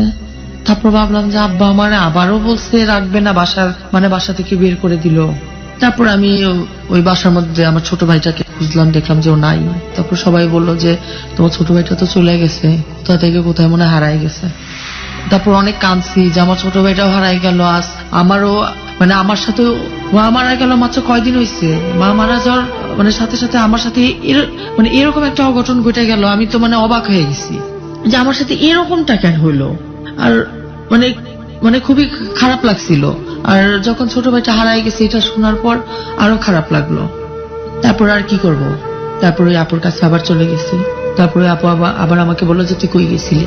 আমি বললাম যে আমি এই তো এমনিতেই এক জায়গায় গেছি। তারপর ওই আপুর সাথে আমি বললাম আচ্ছা আমাকে দিয়ে তো যা হয়েছে এগুলি করলে কি হয়। তখন সে আমাকে বলছে যে তোর তো অনেক শখ, তুই নাচের গ্রুপ করবি, করতে পারবি, টাকা পয়সা সব পাবি, কিন্তু ওই ভাইয়ার কথা অনুযায়ী চলতে হবে। তারপর আমি বললাম যে আচ্ছা সবই করব, কাজটা সব করে দেবো, মানে ওই কাজটা আমি করব না।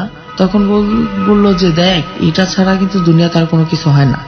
আমি বলছি কই এটা ছাড়া কি, আমি তো জীবনেও তো এগুলি দেখি নাই। তখন বলছে কি যে দুনিয়া সম্পর্কে তোর কোনো ধারণা নাই, আইডিয়া নাই, তুই এগুলি করতে থাক, তারপর দেখবি অনেক লাইন পাবি, অনেক কিছু পাবি, মানে দুনিয়াতে দিন দিন সবকিছু মানে আধুনিক হবে, তখন তুই আরো অনেক কিছু শিখতে পারবি, জানতে পারবি। তারপর ওই আপু বলল যে আচ্ছা ঠিক আছে তাহলে চল আজকে রাতে মানে একটা পার্টি আছে। মানে আপনি এগ্রি করে গেলেন, এক ধরনের সম্মতি দিলেন যে হ্যাঁ ঠিক আছে আমি এই দুনিয়াটা চাই এবং তার বিনিময়ে আমার যেটা করতে হোক আমি করবো, ইউ নিড মানি, রাইট? তখন আপনার বয়স 14 বছরের কিশোরী আপনি, রাইট? প্রিয় শ্রোতা, এই হচ্ছে আমাদের অপরাধের পর্বটা শুরু। একজন 14 বছরের কিশোরী, তার ব্যাকগ্রাউন্ডটা ছিল পারিবারিক ভাবে প্রচন্ড রকম অসহিষ্ণু একটা পরিবেশের মধ্যে বড় হওয়া, মার মৃত্যু এবং আর্থিক অনটন, বাবার গায়ে হাত তোলা, চরম অত্যাচার এবং চরম দারিদ্র অবস্থা। অবশ্যই বলবো কারণ হয়তো সবকিছুই আছে তাদের, কিন্তু ঘরে একটা টাকা নেই কিছু কিনে খাওয়ার মতো, এই অর্থে তারা প্রচন্ড দারিদ্র অবস্থা। এবং শেষ পর্যায়ে যে মানুষের সংস্পর্শে সে আসলো, সেই মানুষটা আগে থেকেই এরকম একটা অপরাধ জগতের মধ্যে ছিল এবং সে তাকে এই রাস্তায় পা বাড়াতে বলল এবং সে বাধ্য হয়ে বাবার কাছে স্বীকার করলো যে বাবা আমাকে এরকম একটা পরিবেশের মধ্যে নিয়ে গেছে বা এরকম হয়েছে। বাবা তাকে শেল্টার দিল না, এই মেয়েটি বাধ্য হয়ে এই রাস্তা ধরলো। এখানে আমার একটা কোশ্চেন আছে, আপনি তো তখন বিউটি পার্লারে কাজ করতেন, আপনি একা একটা মানুষ ছিলেন, 14 বছর বয়স আপনার, খুব বেশি কিছু প্রয়োজনও হয় না আপনার, আপনি তো বিউটি পার্লারে কাজ করেও কন্টিনিউ করতে পারতেন, ভালো থাকতে পারতেন, আপনি কেন? না তখন হচ্ছে কি বিউটি পার্লারে কাজ দিতে গেলে না ওই জামানত যে লাগে এরকম একটা কিছু লাগে। আর ওই আপুর পার্লারে কাজ করে মানে বেশ কিছু আন্টিদের সাথে আমার ভালো পরিচয় ছিল, কিন্তু সবাই আমাকে মানে বুদ্ধি দিত, কিন্তু কেউ আমাকে 5,000 টাকা দিয়ে জামানত মানে দিতে হয় যে মানে হ্যাঁ আমি মানে অমুক একটা পার্লারে তো তুমি কাজ করো, ওর মানে জামানত হিসেবে আমি এই যে এটা দিলাম, আমি আসি মানে ওর মানে গার্জিয়ান হিসাবে আমি আছি, মানে এরকম কোনো শেল্টার আমার ছিল না। আর আমার যে কোনো কিছু করতে গেলেই আমার ওই আপুর মাধ্যম ছাড়া তো আমি কিছু করতে পারবো না, কারণ আমি তো বাসা থেকে বের হয়ে গেছি, কার থেকে কোথায় যাবো। সুতরাং কোনো না কোনো ভাবে আপু আপনাকে ইনসিস্ট করছে যে এই জায়গাটায় চলে আসার জন্য, রাইট? ওকে, এবং আপনিও সেটা এক অর্থে মেনেই নিলেন। তারপর তো আপুরে বললাম, আপু বললো আচ্ছা ঠিক আছে তাহলে চল আজকে রাতে এরকম একটা পার্টি আছে। আমি বললাম রাতে পার্টি মানে কি? তখন আমি জানলাম আর কি, আমাকে বলে দিল। তারপরেও আমাকে বললো যে তোর যা গেট আপ লাগে, যা ড্রেস আপ লাগে সবকিছু আমি দেব, কিন্তু মানে গেস্টদের সাথে ভালো ব্যবহার করতে হবে। তখন আমি বললাম যে দেখো রাত থাকবো না, কারণ রাতে থাকবো সে সাথে অনেক কিছু করবো, ওগুলি আমার ভালো লাগবে না। আধা ঘন্টা 1 ঘন্টার জন্য যাব, ওইটা আমি আমার নিজের যেভাবে হোক সামাল দিয়ে করবো, কিন্তু রাতটা আমি থাকতে পারবো না। তারপর যখন ওই রাতে যাব, সব দুজন মিলে রেডি টেডি হয়েছি, আমাকে নিয়ে গেছে, আসলে আমি জানি না জায়গাটা কোথায়, জায়গাটা আমি নাম জানেন না তখন আমি তখন? ভালোভাবে চিনিও না। আচ্ছা, গাড়িতে উঠলাম, বাসে উঠলাম, দুজনের ভাড়া দিয়ে, কোথায় একটা জানি নামছে। তারপর ওখান থেকে রিক্সাওয়ালারে বলছে নিমতলি না জানি কি একটা বলছে, আমি চিনি না, তবে নিমতলি নামটা শুনছি। পরে রিক্সা থেকে নাইমা কোন একটা বাসাই হবে, 3 তলা না জানি 4 তলায় উঠলাম, গেলাম। আর টাকা পয়সা এগুলো আমি শুনি নাই, দেখিও নাই। ওরা কি কথা বলছে, মানে আমার এরকম একটা রুমের মধ্যে এসব বলছে যে তুই বয়, আমি আসতেছি, এরকম কথা বললো তারা। কথা বলার পর আমি বসে আছি, ওই লোকটা রুমের মধ্যে আসছে, এই মানে এভাবে আর কি। কোন একটা রুমের, কোন একটা অ্যাপার্টমেন্টের মধ্যে? হ্যাঁ, আর পুরো রাত ও অন্য কোথাও থাকে। আপনার এই আপুটি? ওই আপুটা অন্য কোন একটা রুমে থাকে। তারপর আমি খাওয়া দাওয়া করি, রুমের মধ্যে থাকি। আপনি যে অর্থের জন্য এখানে গেলেন, আপনি কত টাকা পেলেন এই কাজ করে? তখন আমাকে 2000 টাকা দেওয়া হয়েছিল। 2000 টাকা আপনার হাতে দেওয়া হয়েছিল। এই অর্থটা পাওয়ার পরে একদম টু বি অনেস্ট, আপনার ফিলটা কি হয়েছিল ওই মুহূর্তে? আমার ভালো লাগে নাই।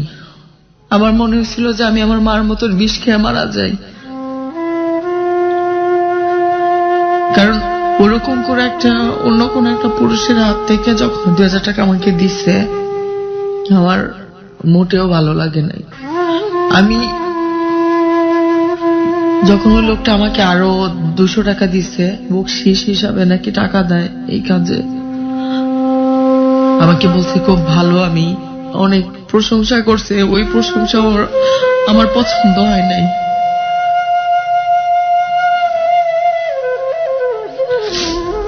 প্রিয় শ্রোতা, রূপা যখন বলছে তখন সে 14 বছরের কিশোরী। একজন, কি বলবেন আপনারা, যে শব্দটা উচ্চারণ করেন এই কাজের জন্য, আমাদের সমাজে প্রচলিত শব্দ, সেই শব্দ আমি উচ্চারণ করতে চাই না। খুবই ভদ্র ঘরের একটা সন্তান ছিল রূপা, কিন্তু শৈশবে তার প্রতি যে টেক কেয়ারটার প্রয়োজন ছিল, বাবা মার মধ্যে যে সুস্থ সম্পর্কের প্রয়োজন ছিল, সেই সুস্থ সম্পর্ক না থাকার কারণে আজকের এই ভদ্র পরিবারের, ধনাঢ্য পরিবারের রূপা কিভাবে নিজের অনিশ্চিত ভবিষ্যতের দিকে ধীরে ধীরে এগোচ্ছে আপনারা বুঝতেই পারছেন। ও যখন বলছে তখন ওর চোখ দিয়ে টপ টপ করে পানি পড়ছে, এবং এই পানিটুকু হয়তো আপনার হৃদয় দিয়ে অনুভব করতে পারছেন। আমাদের সমাজে অসংখ্য এরকম রূপা আছে যারা কৈশোরে ঠিকমতো পরিবারে বড় হওয়ার জন্য পরিবেশ পায় না, এবং তারা বাধ্য হয়ে এই বিপথে পা বাড়ায়, এই অপরাধ জগতে পা বাড়ায়। শেষ পর্যন্ত তাদের কোথায় ঠাঁই হয়, কি হয় তাদের ভবিষ্যৎ।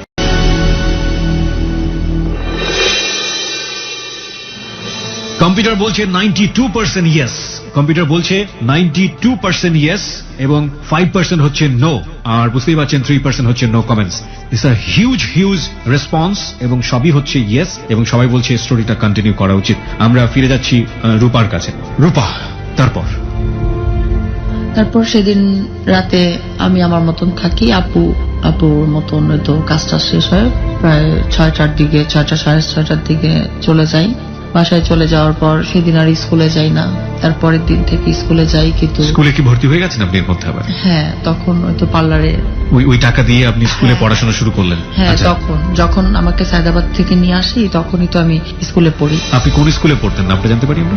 আমি যে স্কুলে আগে পড়তাম সেই স্কুলের নাম ও বলতে চাচ্ছে না, তবে স্কুলের নাম বললে অনেক সময় এই ঘটনার প্রেক্ষাপট হয়তো স্কুলটাকে অন্যভাবে দেখা হবে, সে কারণে আমরা স্কুলটার নাম এখানে ফ্ল্যাশ করছি না। ওকে, বলুন। তারপর আবার তারপরের থেকে আবার কন্টিনিউ স্কুলে যাই, পার্লারে কাজ করি। এর মধ্যে ওই আপুর যদি কোনো মানে পার্টি টার্টি হয় সে যায়, আর যদি আমাকে প্রয়োজন হতো তাহলে নিতাম, না তো নিত না, আমি পার্লারে থাকতাম। তো এর মধ্যে একদিন আমাকে ওই ভাইয়ের ওইখানে নিয়ে যাওয়া হলো।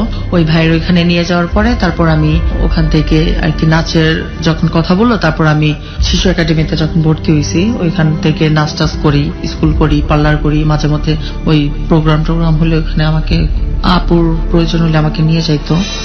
এই মানে আপনি কন্টিনিউয়াসলি এই ধরনের পেশার মধ্যে ঢুকে গিয়েছেন। এখন আপনাকে পার্টি হলেই আপনাকে সেখানে নিয়ে যায় সে, এবং এর বিনিময়ে কি সে নিজে কোনো টাকা নিত নাকি আপনি টাকা নিতেন? আমাকে দিত, সেও একটা পার্সেন্টেজ নিত। আর আপনি যেই ভদ্রলোকটির নাম এখানে বললেন, আমরা নামটা এখানে ব্যবহার করছি ঠিকই, কিন্তু মিউট শব্দ ব্যবহার করেছি। ফিল্ম ইন্ডাস্ট্রির উনি কি ছিলেন আপনার জানা মতে? উনি তো এখনো আছেন আমরা জানি। হ্যাঁ, উনি এখনো আছে, উনি প্রডিউসার, পরিচালক, এখন মানে রানিং প্রডিউসার আর কি, প্রডিউসার হিসেবে আছেন উনি। হ্যাঁ। প্রিয় শ্রোতা, এখানে যে ব্যক্তিটির নাম এসছে, আমরা আমাদের অনুষ্ঠানের স্বার্থেই বলেন বা অনুষ্ঠানের এথিক্স থেকে বলেন, আমরা এই নামটি এখানে ফ্ল্যাশ করছি না এই কারণে যে it is not investigative show. আমরা বারবারই একটা কথা বলি যে এখানে এই ঘটনার প্রমাণ হাজির করাটা খুব বেশি মুশকিল হবে, এই অর্থে যে ওই দিনে গিয়ে ওই সময়ে গিয়ে যে ঘটনাটা ঘটেছে সেটা টাইম মেশিনে চড়ে গিয়ে প্রমাণ করা সম্ভব নয়। এবং ও যে নামটা বলেছে সে নামটা খুবই বিখ্যাত একটা নাম, এবং তার ব্যক্তিত্বের জায়গাটা থেকে এই ঘটনা, আজকের এই ঘটনা অনেকখানি হ্যাম্পার করতে পারে। এবং শুধুমাত্র তিনি না, শুধুমাত্র মিডিয়া জগৎ বলবো না, এরকম সমাজে অসংখ্য গুণী মান্য ব্যক্তি আছেন যারা এই ধরনের কাজের সঙ্গে জড়িত। এবং যেহেতু এটা ইনভেস্টিগেটিভ শো না, সুতরাং সেই জায়গাটি থেকে এটা প্রমাণ করার সুযোগ থাকে না। এবং আমরা মূলত গল্পটার দিকেই বেশি ফোকাস করি, এই অর্থে যে তার জীবনে যে ঘটনাটা ঘটে গেছে সেটা কিভাবে ঘটেছে সেটাই গুরুত্বপূর্ণ। কাউকে এখানে দোষী সাব্যস্ত করা, কাউকে এখানে অ্যাকিউজ করা, কাউকে বিচারের কাঠগড়ায় দাঁড় করানো, এটা কিন্তু আমাদের অনুষ্ঠানের উদ্দেশ্য নয়। ইভেন তার বাবা সম্পর্কে যে সে কমপ্লেন গুলো করছে, তার বাবাকেও আমরা এখানে মুখোমুখি দাঁড় করানোর চেষ্টা করব না। আমরা শুধু একটা জিনিস এখানে প্রমাণ করার চেষ্টা করছি যে এই মেয়েটার জীবন এরকম হয়েছে কি কারণে, কোন কোন কারণে, সেই কারণগুলো যেন আপনার জীবনে না ঘটে সে ব্যাপারে আপনাকে সচেতন করা। ওকে, ফিরি। তারপর এই বেশিরভাগই আর কি নাচে থাকতাম, স্কুল শেষ করে নাচে থাকতাম। আর তারপর ওই ভাইরা আমাকে খুব ভালোবাসে, মানে এর মধ্যে সে আমাকে খুব স্নেহ করে, ভালোবাসে, আমাকে টাকা পয়সা যা যা যা প্রয়োজন সে আমাকে দেয়। আর তখন আমি বিটিভিতে 2টা গ্রুপ করছিলাম, 2টা নাচের গ্রুপ করছিলাম। তারপর ওখান থেকেও বেশ ভালো পরিচিতটা হয়। তারপর যখন তারা চাচ্ছিল ফাইনালি আমাকে কোনো একটা মিউজিক ভিডিওতে আগে দেবে, আর আপু আবার বলতেছিল যে না, ও অনেক কষ্ট করছে, আমি চাই না ওর লাইফটা বরবাদ হোক, ও যেহেতু মানে এদিকে আগাইছে, তো আমি চাই ও কোনো একটা মানে ফিল্মে মানে হিরোইনের কোনো পাক, হিরোইনের কোনো চান্স পাক। কিন্তু ভাই বলতেছে যে না, এটাতে ও আগে একটা মিউজিক ভিডিও করুক। তো এটার জন্য যখন আমাকে এই যে গুলশানে শুটিং ক্লাবটা যে আছে ওইখানে একটা মানে কি করা শট নেওয়ার জন্য আপনাকে কাস্টিং করা, টেস্ট করছে, হ্যাঁ, ওখানে মানে ওখানে শো করার জন্য এখানে নিয়ে গেল। তো আপুর সাথে আমিও ছিলাম, তো আমাকে খুব তখন আর কি লাসা টাসা পরায়, খুব ভালো মানে মেকআপ ড্রেস আপ করার জন্য এখানে আর কি নিয়ে যাওয়া হয়েছে। তো ওইখানে মানে আমাকে যেমনটা বলতেছে আমি তেমনটাই করতেছি। করার পর এর মধ্যে তো তখন ওইখানে একটা ছেলে আমাকে দেখে। তো ছেলেটা আমাকে দেখার পর তো ওখানেই অনেকক্ষণ থাকে, যতক্ষণ ওইখানে আর কি ওই ইয়াটা চলতে থাকে, ওই শুটিংটার মতো চলতে থাকে ততক্ষণই ও থাকে। আচ্ছা। তো শুটিংটা শেষ, তারপর আমরা সবাই মিলে আর কি ফিরবো, মানে ওই যে অনেক ছিল, লাইটিং টাইটিং সবকিছু ছিল, যাবতীয় যা যা দরকারি ওগুলি সব গাড়ির মধ্যে তুলতেছিল। আর আমরাও তখন গাড়িতে করে ব্যাক করব। তখন ছেলেটার নাম ছিল রুমি। সেই ছেলেটা আর কি আমার সাথে কথা বলতে চায়। তা আমি, আপু ছিল যেহেতু আমি কথা বলার সাহসও পাই নাই। তারপর আপু কথা বলছে, আপুর নাম্বার ছিল, আপুর নাম্বার দিয়ে দিছে। তারপর আপুর সাথে যখন যোগাযোগ করার পর আমার সাথে যোগাযোগ হওয়ার পর থেকে তার সাথে হাই হ্যালো করতে করতে তার সাথে আমার মানে রিলেশন হয়ে যায়। হ্যাঁ, যখন ও আমাকে ভালোবাসে, আমি ওকে ভালোবাসি। আপনার জীবনের প্রথম লাভ? মানে প্রথম লাভ বলতে কি, মানে ওই রকম ভালোবাসা না যে ওকে আমি বিয়ে করবো, এক ধরনের এফেকশন তৈরি হয়েছে, ভালো লাগা তৈরি হয়েছে, মানে একটু ভালো লাগা তৈরি হয়েছে এই।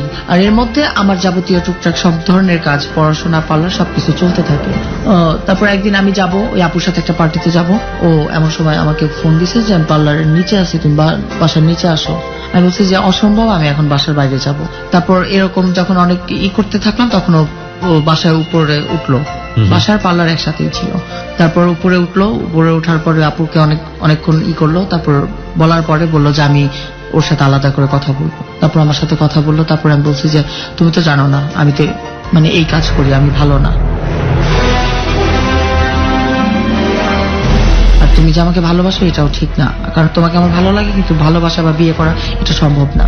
ও এই কথাটা যখন শুনছে, মানে তার পরের দিন, এটা আর মানে বাড়াইতে দেয় না, ও তার পরের দিন ওর যত মানে যা যা করার দরকার ছিল ও সবকিছু করছে। মানে করছে বলতে ওর ভাবিকে নিয়ে আসছে, ওর ভাবিদের বাসা ছিল মগবাজারে, ওর ভাবিকে নিয়ে আসছে। ওর ভাবিকে আনার পর আমাকে দেখাইছে, বলছে যে কেমন, বলছে হ্যাঁ ভালো। মানে ব্যাস এতটুকু বলাতেই ওর এতগুলি অ্যালবাম আয়না, মানে ছবি আয়না আমাকে দিছে যে ছবি দেখো, ছবি দেখলে তুমি বুঝবা যে আমি কোন ফ্যামিলির ছেলে। তারপর ছবি টবি দেখছি, ব্যাস শেষ। তো এর মধ্যে আবার হয়েছে কি যে ওদের দোকান এখানেই, কারণ বাজার। ও বলছে যে আমাদের মার্কেটে আমাদের মানে আপনাকে দোকানে তোমার যাইতে হবে। ওকে, মানে আপনাকে জাজ করতে বলছে যে ছেলেটা আসলে ভালো, ছেলেটাকে বিয়ে করলে হ্যাঁ। আপনার জন্য ভালো হবে, হোয়াট এভার ইট ইজ। তারপর ও আমাকে অনেকবার অনেক কিছু বলার পরে তারপর আপু বললো যে আচ্ছা ঠিক আছে, ও যেহেতু তোর এরকম চায় তাহলে তুই কর, বিয়ে টিয়ে কর। তারপর আমি বললাম যে না দেখো, আমার দ্বারা সম্ভব না, এরকম ওরে বিয়ে করা সম্ভব না। তারপর ওই আপু সহ, ভাই সহ আর রুমি, ওরা তিনজন মিলে প্ল্যান করে দেখছে যে আসলে ওরে দিয়া কিছু হইতেছে না, পাল্লা টাল্লার, আসলে একটা মেয়ে মানুষ, অল্প বয়স, লাইফটা নষ্ট হয়ে যেতেছে। আর ওরে তো চাইতেছে আমি ফিল্মে কাজের জন্য, সেটাও সে রাজি হচ্ছে না, কারণ সে রাজি হবে কি, তার যতটুকু দরকার ছিল তার তো হয়ে গেছে, এখন আর তার তো দরকার নেই। মানে প্রোডিউসার আলটিমেটলি আপনাকে নিয়ে আর ইন্টারেস্টেড না না না, তার তো যা দরকার ছিল হয়ে গেছে, তো সে আমাকে নিতেও চাচ্ছে না। তারপর ওই আপু তারা মানে যা যা বলার দরকার ছিল তারা অনেক রকম কথাবার্তা বলে তারপর আমাকে রুমির সাথে মানে বিয়ে দেওয়ার জন্য তারাই এক প্রকার জোর করে। আমি বলছি যে না, আমি বিয়ে করব না, আমি ওই আপুর ওখান থেকে আমি অন্য কোথাও চলে যাওয়ার প্ল্যান করি। কিন্তু প্ল্যান করি বলতে কি, আমি তো আর অন্য কোথাও চিনি না, তো অন্য কোথায় যাব। তারপর রুমি আসে, রাতের বেলায় রুমি আসে, ওর মিরপুর থেকে কোন ভাই ব্রাদার আছে, কি আছে, বড়রা আছে, ওইখান থেকে নিয়ে আসে, আমাকে নিয়ে যায় বলতে উঠায় নিয়ে যায়, আমাকে বিয়েও করে না, একবারে উঠাই নিয়ে ডাইরেক্ট ওদের বাসায় নিয়ে যায়, রুমিদের বাসায় মগবাজারে। ওখানে নিয়ে যাওয়ার পর ওর বাবা আমাকে দেখে, হ্যাঁ আমাকে পছন্দ হয়েছে, কিন্তু ওর সৎমা ছিল, ওর সৎমাটা হাও বলে নাই, নাও বলে নাই, কিছু না, কিন্তু ওর বড় ভাইটা এতে রাজি ছিল না, বাবা নাই মা নাই, এটা রাস্তা থেকে একটা মেয়ে আনলে কি এটা কি মানে কি মানা তো সম্ভব না।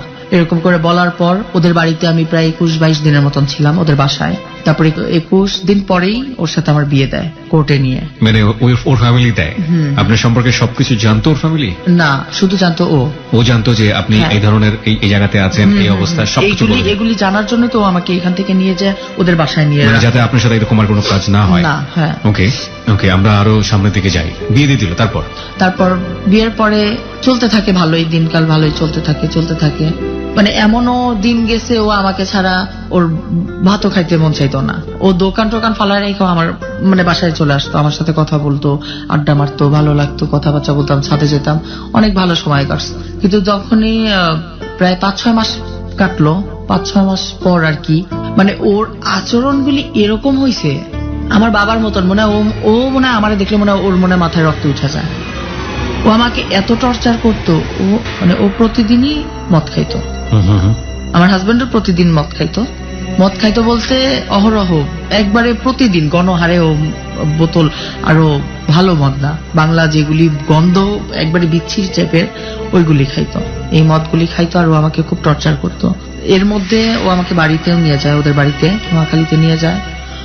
আর বেশিরভাগই ওর সাথে আমার যে 2টা বছর কাটানোর সময়, আমি বলতে পারবো না যে ওর সাথে আমি একটা রাত আমি ভালোভাবে ছিলাম বা একটা মুহূর্ত আমার ভালোভাবে কাটছে, কিন্তু ওই যে ঢাকাতে যখন 3-4 মাস ছিলাম, ওই 5-6 মাস ছিলাম, ওইটাই ভালো ছিলাম। শুধু বাড়িতে নিয়ে যাওয়ার পরে গাছের সাথে বাইধাম পর্যন্ত পিটাইছে, গায়ে কাপড় চোপড় পর্যন্ত থাকতো না, এরকম ভাবে ছিঁড়া ফালাইতো, মারতো, মানে অনেক টর্চার করতো। এইগুলি সহ্য করতে পারতাম না। তারপর আবার মানে 7-8 এরকম ওর সাথে আমি থাকলাম, ওর সাথে সংসার জীবনে। কিন্তু যখন দেখলাম যে ওর সাথেও আমার এরকম আসলে বনতেছে না, ও আমাকে এরকম টর্চার করে, তাহলে আমি কি করব? আমার জীবনটা তো আসলে তো মানে এটা মানে কোনো গোছানো জীবন না, ছাড়খাড় হয়ে গেল। বের হয়ে ওইখানে গেলাম, এখানে গেলাম, এখন আবার বিয়ে হইলো, কি বিয়ে হইলো নিজেও বুঝলাম না, এটা কি হইতেছে। এরকম করে যখন এরকম মারটার খাইতাম, আবারও ভালো যখন বিয়েটা হলো, আপনার বাবা কি এটা জানতো? কেউ জানতো না, আপনি নিজেই করেছেন? নিজে। কিন্তু মানে মাঝে মধ্যে বাবাকে ফোন দিতাম যখন দেখতাম, মানে যখনই হ্যাঁ আব্বা আমি, যখনই বুঝতো যে আমি, এই ওনার কথাবার্তা যখনই যে উল্টাপাল্টা বলতো, আমি আবার লাইন কেটে দিতাম। এই জন্য আমি আবার কোনো উল্টাপাল্টা কথাই বলতো। হ্যাঁ, তো এই জন্য আর আমি তার ভাই বোনের সাথে আপনার কোনো যোগাযোগ ছিল না? না। বড় বোনের সাথে কোনো যোগাযোগ ছিল না? না, কারণ ওই ছোট ভাইটা তো আমার হারাই গেছে। বড় ভাইটার সাথে কোনো যোগাযোগ ছিল না? ওরা বাইরে ছিল, ওদের সাথে যোগাযোগটা হয় এই যে আমি ঢাকায় আসার পর। Okay fine, let it be continue. তারপর ওই তো ওর যেরকম আবার একদিন আমাকে মারধর করলো, অনেক মারলো। তারপর আমি ভাবলাম যে না, বাসা যেহেতু ছাড়ছিলাম আমাদের বাসা, এখান থেকেও চলে যাই, এটা ভেবে চলে আসি। চলে আসার পর সেই নোয়াখালী থেকে আসছি সকালবেলা, এই না খাওয়া না দাওয়া, প্রায় বিকাল হয়ে যায়। সায়দাবাদ নেমে মানে ওই যে হোটেল টোটেল আছে না, হোটেলের পাশে যে আপনার যে ব্রাঞ্চের মতন কাঠের ইয়া থাকে, ওইখানে বসেছিলাম অনেকক্ষণ। একটা লোক আমাকে ফলো করছে, হইতে পারে ওইটা কোনো দালাল বা খারাপ লোক, অনেকক্ষণ ফলো করছে। তা আবার ভাবছি যে আবার ওই আপুর কাছে যাব, আবার এরকম করব, দেখি কি হয়, এরকম বসে থাকি। আমি ভাবছিলাম কি যাওয়া, তবে আবার সেই ঘুরেটার আবার সে বাড়িতেই যাবো, আর কোথায় যাবো, আর তো কেউ নাই। তো ওই বেঞ্চের উপরে অনেকক্ষণ বসেছিলাম, পরে ক্ষুধায় এত লাগতেছিল, মানে একটা জায়গায় বসে থাকতে থাকতে একটা বিরক্ত আসে না, একটা মানুষ দেখলে তো তখন বুঝে যে আসলে এই মানুষটার মানে অন্য কোনো কিছু প্রবলেম হচ্ছে। তখন ওই লোকটা আমাকে আসলো, আমার পাশে এসে বসলো, নাম জিজ্ঞেস করলো, নাম আমি তারপরও আমার ওই আসল নামটাই। আর যখন বলছি তখন সে আমাকে বললো কি যে আচ্ছা ঠিক আছে, তো আপনি আসেন, আমার সাথে আসেন। কি বললেন আপনি তাকে? আমাকে বললো যে আপনি এখানে কেন? আমি বললাম যে আমার হাজবেন্ডের সাথে আমার রাগারাগি হয়েছে, এই জন্য আমি এখানে চলে আসছি। তারপর বললো যে ও আপনাকে একটা চাকরি দেবো, যাবেন? তখন মনে মনে বলতেছি কত চাকরি তো করে আসছি, এখন আপনি আবার আমাকে কি চাকরি দেবেন? রাইট, আচ্ছা ঠিক আছে, কি চাকরি দেবেন? করবো আমি। এটা কোথায় বসেছিলেন আপনি? ওই সায়দাবাদ। কখন এটা? দিনের কোন সময়? সন্ধ্যায়, রাতে নাকি? আমি তো বের হয়েছিলাম সে ভোর রাতে, তো সায়দাবাদ তো আইসা পৌঁছেছে আপনার 12টার মধ্যে, আর 12টা থেকে প্রায় সন্ধ্যা হয়ে গেছে। তখন সন্ধ্যার সময় আপনি একা একা বসে আছেন কোন একটা জায়গায়? প্রায় সন্ধ্যা হচ্ছে তখন। ওকে। তখন লোকটা আমাকে আসলো, বললো ঠিক আছে তাহলে চলো, তোমার আমি একটা চাকরি দেবো। চাকরি? এটা আবার কোন চাকরি? তারপর সে আমাকে, আমি আজকে যেখান থেকে আসছি সেই আপুর সাথে, সেই আপুর কাছে আমাকে নিয়ে আসে। আরেকটা আপু এটা? হ্যাঁ, এটা হচ্ছে আরেকটা আপু। ওকে। এই আপুটা যখন আমাকে দেখে তখন আমাকে বলে যে কোথা থেকে আনছো, কিভাবে আসো, এই বিষয়ে সবকিছু জানে। তারপর তার সাথে একদিন রাতে আমি বসলাম, আমি বললাম যে আমি কিন্তু আপু বুঝতে পারছি আপনার বাসায় কি হয়, আমি কিন্তু জানি এগুলি। তখন বললো যে তাই, এটা তো ভালো, মানে ওনার একটু কথা অন্যরকম করে বললো যে এটা তো ভালো, সহজে তো মেয়েরা বুঝে না। আমি বললাম যে না, এটা আমি বুঝি, এটা আমি জানি। তারপর সে আমারে বললো কি যে, আমি তারে বললাম যে আচ্ছা এই কাজ ছাড়া অন্য কোনো লাইন ঘাট নাই? তখন সে আমার বললো কি যে হ্যাঁ লাইন আছে। ইয়াবা খাইছো কোনোদিন? ইয়াবা দেখছো? বললাম ইয়াবা না, ইয়াবা আবার কি? তখন আমি ওটা চিনি না, জানি না। তখন সে আমার বললো কি যে ইয়াবাটা হচ্ছে তোমার, এটা যদি ব্যবসা করো তাহলে তুমি অনেক টাকা পয়সা পাবা। আমি বললাম তো এটাই তো ভালো, নিজের দেহরে নাই কইরা এটা করাই ভালো। তারপর ওই আপুর সাথে যেদিন গেছি আমি সেদিনই ওনার সাথে আমি পুরো ফাইনালি কথাবার্তা বলে নিছি, কারণ ওনার সাথে আমি ফাইনালি কথাবার্তা না বললে ওই আগের মতো আবার যদি আমার যদি দৌড়াইতে হয়, কি দরকার, আমি আবার নিজেই করবো, তাই জানি না নেই অন্য কোনো ইয়ে আছে নাকি। তারপর আপুর সাথে আমি প্রথম গেছি কক্সবাজার থেকে, তারপর হচ্ছে আপনার টেকনাফেরও মানে পরে হচ্ছে বার্মা মায়ানমারের যে মানে অংশের যে দিক দিয়ে যাইতে হয়, পাহাড়ি অঞ্চল টঞ্চল, মানে উনি আপনাকে নিয়ে যাচ্ছে ঢাকা থেকে? মানে অনেক নদী পার হইতে হয়, নদী নৌকায় যাইতে হয় 1 ঘন্টা, আবার আরেকটু পরে আবার অনেক রাস্তা যাইতে হয়, এরকম। স্কুল কি তখন বন্ধ? একদম পড়াশোনা কি বন্ধ? তখন বন্ধ, হ্যাঁ। বিয়ের পরই বন্ধ করে দিয়েছে? হ্যাঁ, তখন। কোন ক্লাসে থাকা অবস্থায়? তখন আমি ক্লাস 9-এ, মানে 9-এর রেজিস্ট্রি করবো তখন, কিন্তু 9-এর রেজিস্ট্রিটা তখন আমি করতে পারিনি। ওকে। কিন্তু আমার ভাবনা কি যে আমি এইখান থেকে কিছু একটা করব, কিন্তু এইখানে হলো মানে সে আমাকে ওইটাই নিয়ে যাচ্ছিল, আমাকে রাস্তাটা চিনানোর জন্য, আসা যাওয়া সে আমাকে দিয়ে এই কাজটা করাবে। তখন ওইখানে আমি যাওয়া আসা করতাম। তখন ওই ভাইয়াকে আমি তখন সেদিন ফোন দিয়ে বলছি যে যাক, আমি সারা জীবন আপনার কাছে ঋণী থাকবো, কারণ এরকম একটা জায়গাতে আনার জন্য। কারণ এখন তো আমার নিজেকে কষ্ট দিয়ে কিছু করতে হয় না। আমি এটাও খারাপ, এটাও অনেক খারাপ। এটা তো তখন তো আমি নিজে একা হইছি নষ্ট, আর এটা তো আমি তো আরো 10-কে নষ্ট করব, যেহেতু আমি নিয়ে আসবো আরো মানুষকে দেয়া হবে। কিন্তু তারপর আপনার ভালো লাগছে? আপনাকে যেখানে নিয়ে গেল কি দেখলেন আপনি? কি প্রসেসের মধ্যে ওখানে গেলাম, দেখলাম ওখানকার মানুষ, ওদের সাথে ওরা কথাবার্তা বললো, কিন্তু ওইখানের মধ্যে আর কি দালালরা আছে, ওদের সাথে কন্ট্যাক্ট করতে হয়। তো মানে 500 নেবে না 5000 পিস নেবে না 1000 পিস নেবে, কোথা থেকে এরকমটা ওইখানে কোন লোকেশন এটা? এটা হচ্ছে তিবুপাড়া না জানি কি একটা নাম আর কি। বাংলাদেশের ভেতরে না বাইরে? গ্রামটার নাম টেকনাফের পরে আর কি। টেকনাফের পরে? নিশ্চিত না এটা বাংলাদেশের ভেতরে? ওরা কি বাংলায় কথা বলে? না কিভাবে জানো একটু মানে টেনে টেনে অন্যরকম করে কথা বোঝা যায় কথাগুলো? হ্যাঁ না আমি বুঝি না কথাগুলো বোঝেন না না আপনি? আমি যতবারই গেছি আমি ওদের কথা বুঝি নাই, কারণ ওই যে যার মাধ্যমে কথা আনছি উনি বুঝতো? হ্যাঁ ওর কথা বুঝতাম। আচ্ছা, ঠিক আছে। তো ওদের কথাটা বুঝতাম না। ওকে, তারপরে দাম দর হওয়ার পরে? হ্যাঁ আর ওইখানে তো অল্প দাম, এই জন্য মানে মানে মূল ওইখান থেকে আনা হইতো। এই ওদেরকে তারপর মানে 2 লাখ 5 লাখ চাই, মানে মালের উপর ডিপেন্ড করে আর কি টাকা। তো ওইভাবে টাকা পয়সা দিয়ে কিভাবে আপনি কি দেখলেন ফার্স্ট? কি দেখলেন আপনি, কিভাবে দিল? ফার্স্টে দেখলাম মানে ফার্স্ট বলতে কি আমরা গেছি ওখানে একটা দোকানের মধ্যে বসে আমরা চা খাচ্ছি। তো ওখানে আসলে কোনো কথা বলা যাবে না, মানে আপনার সাথে তো আমি ফোনে আগে থেকে কথা বলছি, এখন দোকানে আসলাম। তো যদি ওই লোকটা আসলো, দেখলো আমরা চা খাচ্ছি, ওই লোকটা আমার দিকে তাকাইলো, আমি আপনার দিকে তাকাইলাম, এরকম ইশারা দিয়ে হ্যাঁ ঠিক আছে ও যাচ্ছে। ও গিয়ে আমাদের পাশেই বসছে। এটা যেভাবে কথার মাধ্যমে এক হাত থেকে আরেক হাতে টাকা চলে যাচ্ছে, এক হাত থেকে আরেক হাতে মাল চলে আসছে। আপনারা চেক করতেন না ওই সময়টা? না তখন চেক করা হতো না, কারণ এটা তারাই বলছে যে এটা যখন এই ব্যবসাটা যখন করা হয় এটা একজনের প্রতি একজনের বিশ্বাস রাখতে হয়, কারণ এই 5,000 পিস বা 500 পিস বা 2,000 পিস এটা সম্ভব না ওইখানে দাঁড়ায় গোনা, বা এখানে কি 4 লাখ আছে না 3 লাখ টাকা আছে এটাও গোনা কিন্তু সম্ভব না। তো এই জন্য ওইখানে আমরা কখনোই মালটা ওইখানে দেখতে পারতাম না, যেভাবে দেওয়া হইতো সেভাবে। আর আমরাও যে কম দিচ্ছি না বেশি দিচ্ছি ওইটাও সে দেখতো না, ওইভাবেই নেওয়া হইতো। তো এভাবেই আর কি চললো। তো যখন আমি আসা যাওয়া করলাম, যখন আমি রাস্তাটা চিনলাম, তখন আমি এরকম নিজে থেকেই করলাম। আর ওর বাসায় থেকে যখন আমি দেখলাম যে হ্যাঁ অল্প কিছুদিনে আমার কিছু পুঁজি হয়েছে, তখন ওইটা আমি নিজে নিজে করি, ওইটা দিয়ে আমি নিজে নিজে করি। আর ওর বাসায় থেকে থেকে এই ব্যবসাটা আরো বেশি বড় করে ফেলি, তারপর নিজের টাকা দিয়ে আমি একটা পার্লার করি। আপনি নিজের টাকা দিয়ে একটা পার্লার করে ফেললেন। আপনি সেল করতেন কিভাবে এই ইয়াবাগুলো?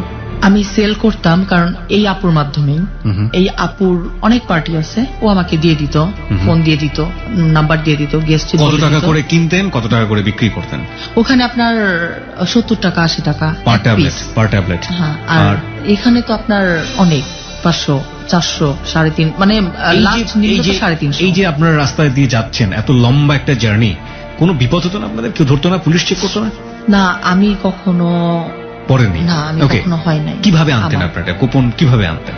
আসলে আমি অনেকে তো বলে যে শরীরের মধ্যে পেঁচিয়ে নিয়ে আসে, অনেক ভাবে নিয়ে আসে, আপনি কিভাবে আনতেন? না আমি ওখান থেকে আসলে পার্লারের কাজ তো আমি জানি। আমি তো আমার চুল অনেক বড় ছিল, ইদানিং আর কি চুলটা কেটে কেটে ছোট করে ফেলছি। আরো 2-3 বছর আগে যখন এটা ব্যবসাটা করছি, তখন চুল মানে পার্লার কাজ তো জানি, নিজেই খোপা করতাম, নিজে স্প্রে দিয়ে খোপা করতাম, খোপা করে চুলের ভিতরে ঢুকায় আনতাম। কতগুলো আটতো ওখানে? 5,000 পিসই তো কয়টা, 10টার মধ্যে তো 5,000 পিস ঢুকায় দিলে হয়ে যায়। আপনার ছোট ছোট প্যাকেট গুলি না, ওগুলি 10টা প্যাকেট ঢুকাইলে হয়ে যেত। চুলটা যে বড় করে ফুলায় খোপা করতাম, শাড়ি টাড়ি পরতাম, চলে আসতাম। খোপা খুলে গেলে, মানে খোপা খুলে গেলে আসলে কখনো খুলে নাই। Okay fine. So this is the situation, প্রিয় শ্রোতা। ওর খোপা কখনো খোলেনি এবং ও বিজনেস করে এই টাকা দিয়ে সে ঢাকা শহরে একটা পার্লার দিয়েছে। কোন জায়গাটায় পার্লার দিয়েছে? আমি আপনি লোকেশনটা শুধু বলেন আমাদের। টঙ্গীতে আপনি একটা পার্লার দিলেন, কত টাকা খরচ করে? ওটা আপনার প্রায় 1.5 লাখের মতন খরচ। 1.5 লাখের মতো খরচ করে আপনি একটা পার্লার দিলেন। ওকে, তারপর পুরোপুরি স্বয়ং সম্পূর্ণ ভাবে না, ছোটখাটো ভাবে একটা দিছি। বিরতির ঘন্টা বেজে গেছে। অপরাধের যে রকম সকম সেটা এখনো শেষ হয়নি। অপরাধ শেষ পর্যন্ত কোথায় গিয়ে দাঁড়িয়েছে, তবে অনেকেরই মনে হতে পারে যে হ্যাঁ ও তো নিজের পায়ে দাঁড়িয়েছে, এখান থেকে চাইলেও একটা সুস্থ সুন্দর জীবনযাপন করতে পারতো। এতটুকু পর্যন্ত মেনে নিলাম এই কারণে যে বাধ্য হয়ে করেছে। কিন্তু তার পরবর্তীতে একটা কথা আছে যে আপনি যখন অপরাধ জগতে ঢুকে যাবেন, কেন জানি এই জগৎটা আপনার পাটাকে খুব শক্তভাবে ধরে থাকে, আপনাকে এখান থেকে বের হতে দেয় না। আর কি অপরাধ বাকি আছে আমাদের এই রূপার জীবনে, সেটা আমরা জানবো ঠিক রাত 1টার টাইম চেক হবার। রূপার কাছে আপনি একটা পার্লার করলেন, তারপর? পার্লার করলাম, পার্লার চলতেছে বলতে আমি পার্লার যে টঙ্গীর ওইখানে নিলাম, ওইখানে তারপর আমি বাসা নেই, ওখানেই আমি থাকি। আমার বাসা ভাড়া আমার সবকিছু মানে টোটালি আমি দিই। তারপর মানে মাঝে মধ্যে এই আপুর সাথে আসি। মানে এই বিজনেসটাও করছেন মাঝে মাঝে? হ্যাঁ এটাও করতেছি মাঝে মাঝে, বলতে কি মানে 2 একদিন পরপরই তো আসতে হচ্ছে আমার। না আসলে তো আমার তো বাসা ভাড়া দিতে পারবো না। তারপর পার্লারের যে ভাড়াটা এগুলো তো মানে চলবে না আমার। আর পার্লার তো নতুন দিছি, তেমন কাস্টমার নাই, পরিচিতি নাই, আস্তে আস্তে হবে। আর যখন এখানে আসতাম তখন তো আমার পার্লার তো বন্ধ থাকতো, পার্লারে তো কোনো মানুষ নাই, কোনো মেয়ে নাই, আমি ছাড়া। তো এইভাবেই আর কি যখন আসা যাওয়া করতাম, তো ওর বাসা থেকে একটা মেয়ের সাথে পরিচয় হয়। জি। তারপর ওই মেয়েটাকে আমি বললাম যে দেখো এই কাজটা তোমার করতে হবে না, আমি আমার নিজের পার্লার আছে, তুমি আমার পার্লারে কাজ করবা, তোমার মাসে যা লাগে আমি দেবো। তারপর মেয়েটা রাজি হয়, মেয়েটাকে আমি কাজটা শিখাই। তারপর 1 মাসের মতন হয়ে গেছে, কারণ মেয়েটাকে তো আমার টাইম দিতে হবে, মেয়েটাকে তো আমার কাজটা শিখাতে হবে। জি। তো এই জন্য আমি 1 মাসের মতন এই আপুর কাছে আসি না। তারপর পার্লারে আমি থাকি, কাস্টমার আসে যায়, এভাবে চলি। তারপর একদিন হঠাৎ আপু আমাকে ফোন দেয় যে ভালো একটা ছেলে পাইছি, তুই আয়। তো এর মধ্যে সরি আমার নামের কথাটা বলা হয় নাই। তো যখন ওই ভাইয়াটা যখন আমাকে নিয়ে আসে, ওই যে সায়দাবাদ থেকে যখন নিয়ে আসে, তখন ওই ভাইয়াটা তো আমাকে আমার নাম জিজ্ঞেস করছিল। জি। তখন তো আমি তো আমার আসল নামটাই বলছিলাম। কিন্তু ওই ভাইয়া আমাকে যখন এই বাসায় দেয়, এই বাসার আপুর সাথে পরিচয় করায়, তখন বলছে যে দেখো অনেক মানুষ অনেক কিছু করে, কিন্তু তোমার তো আসলে একটা নাম আছে, এই নামটা তুমি সবার কাছেই মানে ইউজ করো না, তোমার একটা নকল একটা নাম দিও। তারপর আমি আমার নকল নাম, আমি কি নকল নাম মানে কি, আমি কিভাবে নাম দেবো? তারপর ওই তখন থেকেই এই আপু যখন আমাকে ফার্স্ট জিজ্ঞেস করে তোমার নাম কি, তখন আমি বলছিলাম যে আমার নাম রূপা। আপনি এই নামেই পুরোপুরি এই জায়গাতে, এই জগতে জড়িত আছেন। Okay. এখন পুরোপুরি ভাবে এই রূপা নামই আমাকে সবাই চেনে এখানকার। ওকে। তো ওই তখন আপু আমারে বললো যে রূপা এরকম একটা ভালো একটা ছেলে পাইছি, খুবই ইয়াবা খায়, তোর সাথে খুব ভালো জমবে। তখন কি আপনি ইয়াবা নিচ্ছেন? হ্যাঁ তখন আপনি ইয়াবা খাচ্ছেন? হ্যাঁ, তখন তো মানে কন্টিনিউ প্রতিদিন আমার 20টা-25টা লাগে এরকম। আপনি এর আগে তো কোনো ড্রাগ নিতেন না, নিতেন কি? না, তখন আমি তো নিতাম না। ইয়াবাই আপনার ফার্স্ট ড্রাগ? হ্যাঁ, ফার্স্ট। কেন নিলেন? মানে আসলে বুঝি নাই, কারণ আমি এটা করি অথচ আমি খাবো না, মানে কৌতূহল বশত আমি খাই। আর আপনি তো এটা- জানতেন যেটা খারাপ জিনিস। হ্যাঁ, এটা খারাপ জিনিস, আসলে খারাপ জিনিস জানতাম, আমি নিজেও নিয়ে আসতাম, নিজে সবাইকে দিতাম, আর আমার সামনে মেয়েরা খাচ্ছে, ওরা নিজেরা কিভাবে খাচ্ছে এটা আমি ফলো করতাম, যে ওরা খাচ্ছে এটা আমিও ট্রাই করবো, দেখি আমি পারি এটা না। খেলে ভালো কোনো ব্যাপার স্যাপার আছে, এগুলো কি আপনাকে কেউ কখনো বলেছিল? না, এটা খেলে তো অবশ্যই কখনোই ভালো মন মানসিকতা থাকে না, বা ভালো কোনো কিছুই হয় না। তারপরেও আপনি জেনে এই জিনিসটা করেছেন? হ্যাঁ, এটা আমি ওকে। বুঝছিলাম। তো this is a very very important point, প্রিয় শ্রোতা। ও জেনে শুনে এই ধরনের এই কাজটা করেছে। একটা কথা হচ্ছে যে আপনি যে পরিবেশে থাকবেন, সেই পরিবেশটাই আপনাকে কোনো না কোনো ভাবে ইনফ্লুয়েন্স করবে সেই কাজগুলোর জন্য। ও যে পরিবেশে বড় হচ্ছে, সেই পরিবেশ কিন্তু আলটিমেটলি ওকে ইনফ্লুয়েন্স করছে যে খারাপ কাজগুলো করার জন্য। হ্যাঁ, তো আপনার আপুটা বলল যে আমি এই আপু নিয়ে অনেকে কনফিউজ হয়ে যাবে। প্রথম একজন আপুর কল্যাণে আজকে আপনি এই জগতে, তারপরে একজন আরেক আপু, দ্বিতীয় আপুর প্রসঙ্গে আপনি আপুগুলোর নাম বলতে চান না, তো ওই দ্বিতীয় আপু আপনাকে বললো যে এরকম একজন খদ্দের আছে বা কেউ একজন আছে কাস্টমার, সে আসলে আপনার মতো প্রচন্ড রকম ইয়াবা খায়। হ্যাঁ, তারপর আমি ওখান থেকে চলে আসি বা আমার বাসা থেকে চলে আসার পর যখন দেখি যে এরকম এই ভাইয়াটা ওই ইয়াবা খায়, তারপর আমি ওনার কন্ট্যাক্ট নাম্বার নেই। তারপর আমি বলি যে আপনি কোথায় থাকেন? উনি বলে যে উনি উত্তরাতে থাকে। তাই আমি বললাম উত্তরা তো আমার জন্য অনেক কাছে, তা আপনি আর এত কষ্ট করে এখানে আসেন কেন, মানে মালিবাগ রামপুরা এখানে আসেন কেন? তো আপনি তো আমার ওইখানেই তো আমার সাথে কন্ট্যাক্ট করতে পারেন, আর আপনি আমার কাছ থেকে মানে 500 করে দিবেন, আপনি আমার কাছ থেকে ভালো জিনিস পাবেন। কি কি নাম এগুলার? তারপর আর এখন তো কোনটা ভালো সবচেয়ে? সবচেয়ে ভালো তো তাকে আমি বলছি, তো তার সাথে সেদিন আমি খুব খাইছি, সেও খাইছে আমিও খাইছি। খাওয়া দাওয়ার পরে তারে বললাম যে চলেন আজকে আপনি আমার বাসায় যাবেন। তো সে বললো যে না আজকে যাব না, আজকে তো আমার টাইমই নাই, তো আমার নাম্বারটা তুমি রাখো, তুমি আমার সাথে যোগাযোগ করবে। আমি বলছি যে আমি আপনার সাথে যোগাযোগ করতে পারবো না, আপনি আমার নাম্বারটা রাখেন, আপনি আমার সাথে কন্ট্যাক্ট করবেন। তারপর আমি আমার নাম্বারটা তারে দিছি। তারপর সে মাঝে মধ্যে আমার সাথে কন্ট্যাক্ট করতো, এর মধ্যে এই আপুর বাসায় আসা যাওয়াও করি। তো একদিন এর মধ্যেই আর কি ব্যবসা চলতেছে, ইয়াবার ব্যবসা চলতেছে। আপনার হাজবেন্ডের সাথে কোনো যোগাযোগ নেই? না, আমার ওই হাজবেন্ডের সাথে আমার কোনো প্রকার যোগাযোগ নাই। এই ছেলের সাথে যে আপনার ইয়াবার ব্যাপার নিয়ে কথা হচ্ছে, সেই দিন পর্যন্ত কতদিন? এই তো ওইখান থেকে আসলাম, ওর সাথে সংসার করলাম তো 2 বছরের মতো। 2 বছরের পরে আপনি যে পার্লার করলেন এবং মাঝে মাঝে ইয়াবার, তখন কতদিন পর্যন্ত? এটা করতে মোটামুটি আমার 1 বছরের মতো। মানে 1 বছরের মধ্যে কোনো যোগাযোগ হয়নি তার সঙ্গে? না। ওকে, তারপর? এই 1 বছরের মতন লাগছে, যখন আমার পার্লার সবকিছু হয়েছে, এগুলো তো চললো, মানে ইয়াবা প্লাস পার্লার এগুলো চললো, বাসা ভাড়া টাড়া দিয়ে মানে চলতেছে আমার কোন রকম। তারপর একদিন আমরা বান্ধবীরা সবাই মিলে বাড্ডাতে গেলাম। বান্ধবীরা বলতে কি, মানে নানান বান্ধবী আর কি হইছে। তো ওদের মাধ্যমে মানে মানে পার্লার করতে গেছি বা ইয়াবার ব্যবসা করতে গেছি বা ওই পার্টি করতে গেছি, অনেক জায়গায় মেয়েদের সাথে পরিচয়। তো ওখান থেকে আর কি কিছু আমরা আমাদের যাদের সাথে ভালো বন্ধুত্ব হয়েছে আমরা কন্ট্যাক্ট করি সবসময়। তো আমরা রামপুরা মোল্লা টাওয়ার মার্কেটে গেছি, মার্কেট করি, আমি শাড়ি কিনি, অনেক কিছু। তারপর ওই ফাস্টফুডের দোকানের মধ্যে বসে আমরা খাচ্ছি, আর পাশে প্রায় 3-4টা ছেলে আড্ডা মারতেছে, খাইতেছে। তো ওখান থেকে একটা ছেলেকে আমার ভালো লাগছে। আপনারই ভালো লেগেছে? হ্যাঁ, আমার ভালো লাগছে। যাকে বলে যে প্রথম একটা ভালোবাসা বা লাভ, এটা আসলে এটাই। হ্যাঁ, কিন্তু আমি যাকে বিয়ে করছিলাম, যার সাথে আমার সংসার হয়েছে, তার প্রতি আমার এরকম একটা ফিল হয় নাই। তারপর আমি ঘুরে ঘুরে বারবার ওই ছেলেটার দিকে তাকাচ্ছি। তারপর আমার একটা বান্ধবী আছে, ডলি নাম বান্ধবীটা, ও আমাকে বলতেছে, কিরে রূপা তুই কার দিকে বারবার তাকাইতেছিস? ওকে আমি বলতেছি যে দেখ পিছনে দেখ, কি সুন্দর একটা ছেলে দেখ বসে আছে। বলে এইখানে একটা না প্রায় 4-5টা, তুই কোনটার কথা বলতেছিস? পরে বললাম যে ওই যে মানে কালো শার্ট বা এরকম এরকম, পরে করলাম, ইঙ্গিতে বুঝাইলাম। ওরা উপরে মানে আমরাই ছেলেদের সাথে মজা করতেছি, কিন্তু ওরা আমাদেরকে দেখে মনে হইতেছে যে খুব লজ্জা পাইতেছে, এরকম একটা অবস্থা। তারপর আমার যাকে ভালো লাগছে ওর দিকে মানে তাকায় বারবার, আমি শুধু হাসতেছি। তারপর ওদের মধ্যে থেকে একটা ছেলে এসে আমাদেরকে বলতেছে যে আচ্ছা আপু, আপনাদের সমস্যাটা কি? আপনারা আমাদেরকে দেখে এরকম হাসতেছেন কেন? মানে আমি তখন বললাম যে কেন ভাই, আপনি কি লজ্জা পাচ্ছেন? তখন বললো যে না, লজ্জা তো পাবেন আপনারা, কিন্তু আপনারা আমাদেরকে দেখে এরকম হাসতেছেন কেন? তারপর আমি বললাম যে আপনার যে ওই যে সাইডে যে একটা ছেলে আছে, ওই ছেলেটার কন্ট্যাক্ট নাম্বার মানে আমাকে এনে দেয়। মানে আমি এভাবে ডাইরেক্ট বললাম। তারপর বললো যে কেন, আপনি ওর কন্ট্যাক্ট নাম্বার দিয়ে কি করবেন?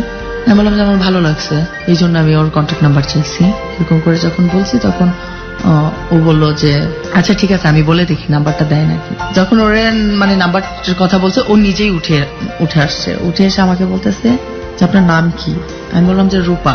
তারপর বলে যে আপনারা এখানে কেন আসছেন? আমি বললাম যে কেন আসছি দেখতে পারতেছেন না, আপনাদের সাথে মজা নিব এই জন্য আসছি। তারপর অনেক হাসাহাসি হয়েছে, অনেক কথাবার্তা, মানে এর মধ্যে অনেক কথাবার্তা বলছি। বলার পর তারপর ওই ছেলেটা বলতেছে যে চল, এরা মনে হয় ভালো না, এরা দেখছিস কিভাবে নিজেরা বেহায়ের মতন নিজেই সাথে সাথে নাম্বার চাইতেছে। কোন ছেলে বলেছে? যে ছেলেটাকে আপনার পছন্দ হয়েছে? না, ওর সাথে আরেকটা।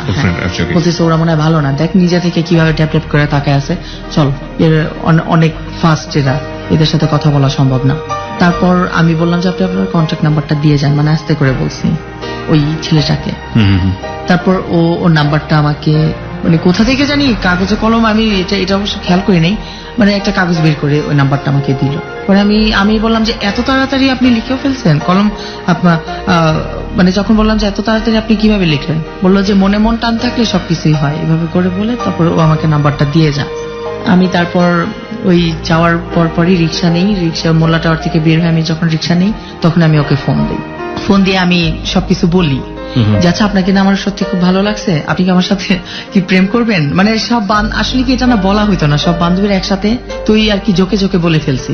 একা একা থাকলে বা অন্য একটা মোড়ে থাকলে অবশ্যই মানে বলতে পারতাম না। তা আমি যখন বলছি তখন ও আসলে আমার সাথে হ্যাঁ প্রেম তো করাই যায়, সমস্যা কি? মানে আসলে ও আমার সাথে ফান করতেছে, কিন্তু আমার মানে ভালো লাগছে, আমি আসলে ফান করে বলতেছি, কিন্তু আমার ভালো লাগছে। তারপর ওর সাথে আমার প্রায় যোগাযোগ চলতে থাকে, এই 3-4 দিন পর 1 সপ্তাহ পর 15 দিন পর এইভাবে যোগাযোগ চলে। কারণ ওর সাথে তো আমি কন্টিনিউ যোগাযোগ করতে পারি না, কারণ আমার অনেক কাজ আছে, আমার অনেক কাজে আমাকে সময় দিতে হবে। ওর সাথে তো আমি কন্টিনিউ যোগাযোগ করলে দেখা যাবে এক পর্যায়ে ও আমাকে দেখা করতে বলবে, বা আরো অন্য ওর সাথে আমার সম্পর্কটা আরো অন্যদিকে যেতে পারে, তো ওকে তো আমি টাইম দিতে পারবো না। তো এই জন্য ওর সাথে তেমন একটা বেশি কথা বলতাম না, আমি আমার মতন থাকতাম। তারপর ওর সাথে আমার প্রায় 3-4 মাস পর যখন কথাবার্তা হলো, যোগাযোগ হলো, ও আমার বাসায় আসলো, ও দেখলো যে আমার বাসা এটা আমার পার্লার, তারপর ও আমাকে বিয়ে করতে চায়, ওকে আমি বিয়ে করি। মানে এখানে একটু জাস্ট জানার জন্য বলছি যে ছেলেটা সম্পর্কে আপনি ডিটেল জানতেন, যে ওর ফ্যামিলি কিরকম, ও কিরকম, একই সাথে ও কি আপনার সম্পর্কে জানতো? ওই 3-4 মাসের মধ্যে ওর মা বাবার সাথে আমি কথা বলি ফোনে, আর ওই সময়ের মধ্যেই ও আমার যে বড় ভাই ছিল, ও বাংলাদেশে আসছিল, ওর সাথে কথা বলে, বড় বোনের সাথে কথাবার্তা হয়। আপনার সমস্ত হিস্ট্রি কি সে জানতো? না। কি জানতো সে? মানে শুধু জানতো যে আমি এখানে থাকি, টঙ্গীতে থাকি, আর আমার দাদার বাড়ি তো পাশেই আব্দুল্লাহপুর। তার মানে আপনাকে যদি গোপন করতে হয়, আপনাকে তো অনেক বড় অনেক বেশি কিছু গোপন করতে হয়েছে, এবং এটা আপনি জেনে শুনেই করেছেন। কেন করেছেন? কারণ আমি ওর কাছে জানাইতে চাইনি, কারণ আমার প্রথম হাজবেন্ড জেনে আমাকে বিয়ে করে মাত্র 4-5 মাস রাখলো, তারপর আমাকে এরকম অত্যাচার করলো, ও যদি জানে তা ও তো আমাকে হয়তো বা অত্যাচার করতে পারে। আপনার ফার্স্ট হাজবেন্ড কি যখন আপনাকে অত্যাচার করতো তখন আপনাকে এগুলো নিয়ে খোটা দিত, এগুলো নিয়ে কথা বলতো? হ্যাঁ, গালাগালি তো করতো, মারতো। এবং আপনি এই জন্যই আপনার একটা ইতিহাস, আপনার সমস্ত সত্যকে গোপন করে আপনি তৃতীয় জনের কাছে আপনার জীবনের সুখ খুঁজতে চেয়েছেন। হ্যাঁ, this is another mistake, big mistake প্রিয় শ্রোতা, কারণ সত্য কখনোই গোপন থাকে না। দেখুন, এই যে বললাম না যে মানুষ যখন অপরাধের মধ্যে ঢুকে যায় একটার পর একটা অপরাধ করতে থাকে, কিন্তু একটা মানুষ সহজে অপরাধী হয় না, পরিস্থিতি তাকে বাধ্য করে।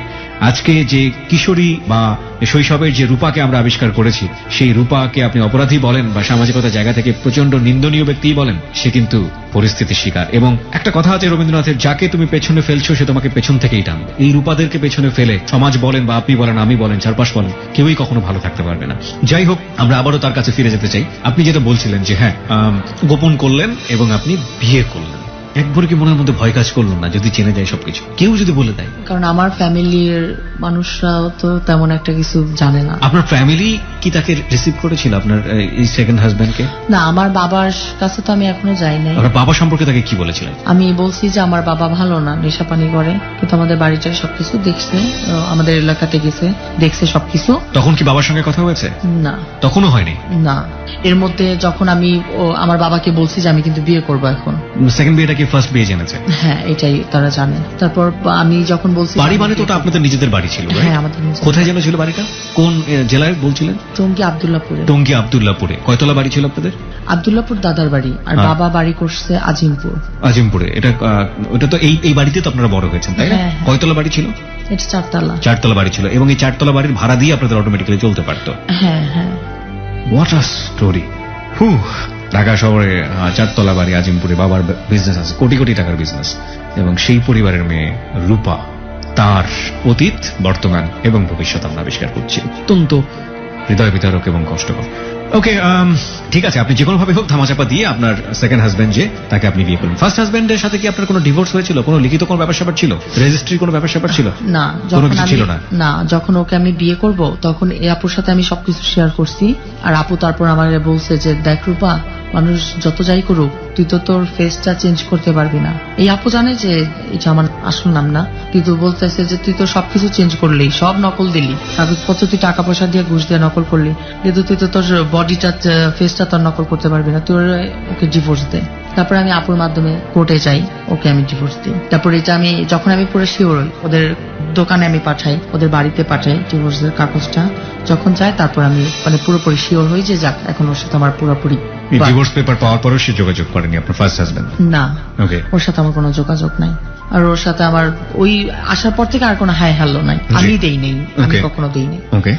তারপর তো ওকে আমি বিয়ে করি। বিয়ে করার পর ও বেশ ভালো চলে, ওর চাকরি করতো, বাইং হাউসের ইসে ছিল আর কি, চাকরি করতো।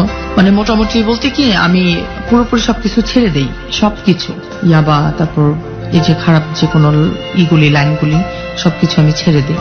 ওর সাথে আমি সংসার করি, বেশ ভালোই। ওর সাথে আমি পুরো 1 বছরের মতন যখন সংসার চলতে থাকে আমার, তারপর আপনার ওর কি হইলো আমি জানি না, ও চাকরিটা ছেড়ে দিয়ে ও বললো যে ও শেয়ার বাজারে কি বিজনেস করবে, টাকা পয়সা আছে, এটা সেটা।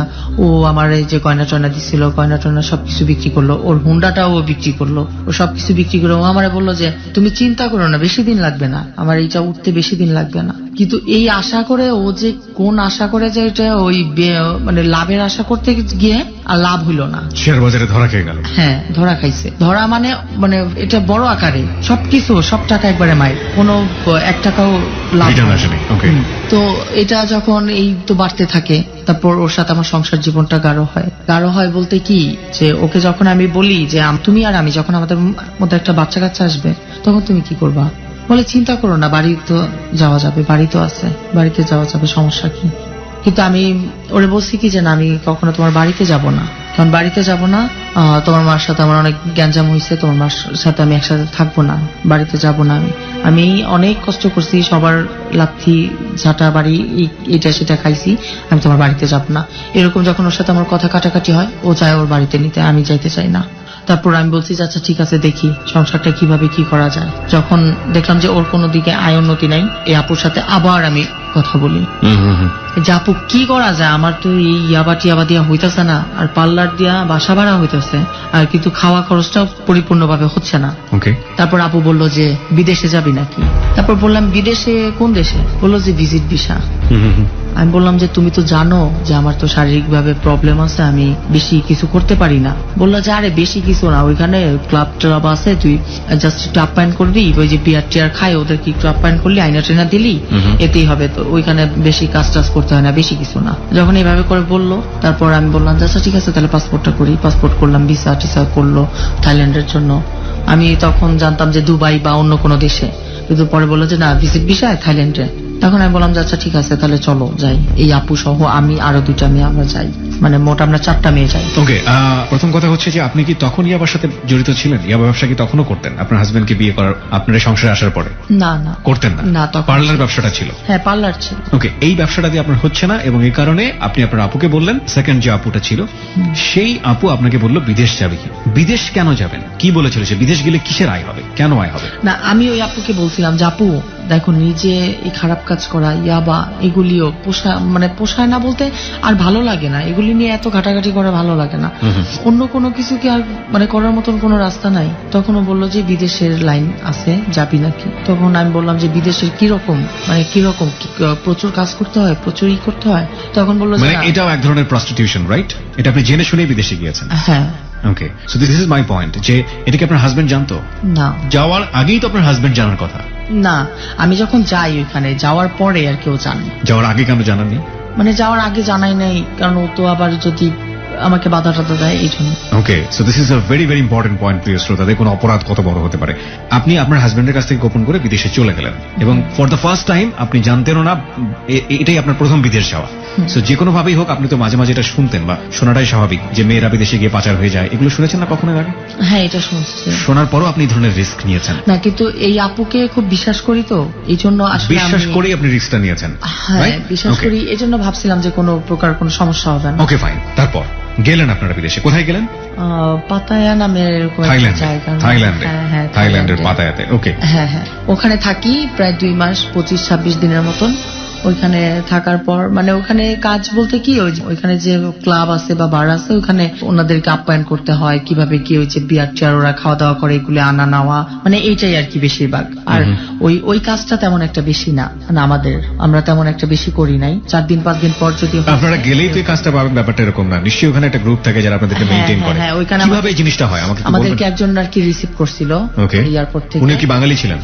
হ্যাঁ বাঙালি ছিলেন। আচ্ছা, তারপর? উনি ওইখানে থাকে, তো উনি আর কি আমাদেরকে বার ক্লাব বলে ওইখানে আর কি দেয়, ওইখানে আর কি ঠিক করে দেয় যে 2 মাসের জন্য তোমরা আসবা, এরকম ওনাদেরকে আপ্যায়ন টাপ্যায়ন করবা, আর বিয়ার টিয়ার আনা নেওয়া করলে তারা এরকম বকশিস টকশিস দিবে, তোমরা 4টা বিয়ার খাওয়াইতে পারলে এত টাকা পাবা, এরকম করে আর কি বলে ওই আপুর সাথে। ওকে, আর এর মাঝখানে যে অনৈতিক কাজকর্ম যেটাকে আমরা বলছি, সেটা আপনারা কিভাবে করতেন? না সেটা ওইখানে তেমন একটা হইতো না, তবে ওই হোটেলের রুমে নিয়ে আসতো, যে আমাদের ওরাই ক্লায়েন্ট নিয়ে আসতো। ওকে, তো ওভাবেই আর কি হয়। তো 2 মাস 25-26 দিন থাকি ওইখানে থাকি। তো ওখান থেকে তারপরেই তো আসি আমি। এর মধ্যে ওকে ফোন দিছি যে হ্যাঁ আমি পার্লারের কাজের জন্য আমি থাইল্যান্ডে আসছি, আপুর সাথে আমি থাইল্যান্ডে আসছি। ও আবার বলছে যে কোন আপু, ও চিনে না এটা নিয়ে অনেক মার্কেটিং করা হয়েছে, অনেক ঝগড়া হয়েছে ফোনে। আমি বলছি যে তোমার তো এত কিছু জানার দরকার নাই, তুমি তো বলছো যে তোমার সংসার চলতেছে না, তোমার টাকা হইলে তো সংসারটা চলে, তো তোমার এত কিছু জানার দরকার নাই, তুমি টাকা পাইলে তুমি চুপ থাকো।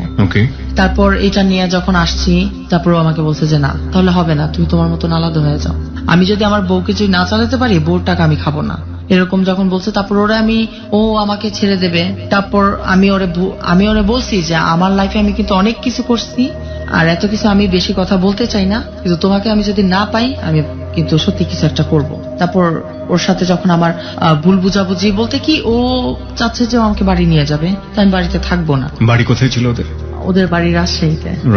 ওকে, রাজশাহী। তো ওর বাড়িতে যে নিতে চাইছে, কিন্তু আমি বাড়িতে যাই নাই, আর যাবো না বলছি। তারপর তো ও আমারে অনেক কিছু বলছে যে তুমি চলে যাও, তোমার ডিভোর্স দেই। যখন ও আমার এটা বলছে তখন আমি বিষ খাইছিলাম। বিষ খাওয়ার পর আমাকে ঢাকা মেডিকেলে নিয়ে যায়, এই আপুরা সহ আপুদেরকে ফোন দেয়, নাম্বার টাম্বার এর মধ্যে কোনোভাবে আর কি কথাবার্তার মাধ্যমে আর কি হয়েছে ওকে বিশ্বাস করানোর জন্য যে পার্লারের কাজে গেছি, তখন আর কি আপুর সাথে কথাবার্তা হয়েছিল। তো ওই তখন থেকে আর কি আপুর নাম্বার ছিল। যখন বিষ খাইছিলাম আমি, তখনও আমাকে ঢাকা মেডিকেলে নিয়ে যায়, ওয়াশ টশ করায়। তার দুই দিন পর আর কি আমার জ্ঞান ফেরে, তারপর আর কি বেঁচে আছি। তো ও আমাকে তারপর বলছে যে আচ্ছা যাক, তোমার আমি দরকার হলে ভিক্ষা করে খাওয়াবো, তুমি তোমার কোথাও যাওয়া লাগবে না। তারপর ও বললো যে বাসার সব ফার্নিচার বিক্রি করে দেই, এত টাকা 20,000 টাকা বাসা ভাড়া দেওয়ার দরকার নাই। তারপর আমি বললাম যে আমি ওইভাবে থাকতে পারবো না। ও আমাকে তখন বুঝাইলো যে দেখো আমরা একটা রুমে থাকি, খারাপ কিছু কইরা আমাদের 20,000 টাকা দিয়ে দরকার নাই, আমরা কম খাই কম পড়ি, তাও এটা ভালো।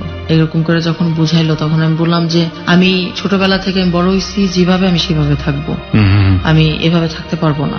তারপরেও বলে যে তুমি এরকম কেন, তুমি কোনো কিছু মানতে চাও না কেন? যখন এরকম করে বলছে তখন আমি বলছি যে আমি মানতে চাই না, এটার অনেক কারণ আছে, আর কষ্ট করছি তো এই জন্য এখন আর কোনো কিছু মানতে চাই না, নিজের কথাটাই সবার আগে মনে করি।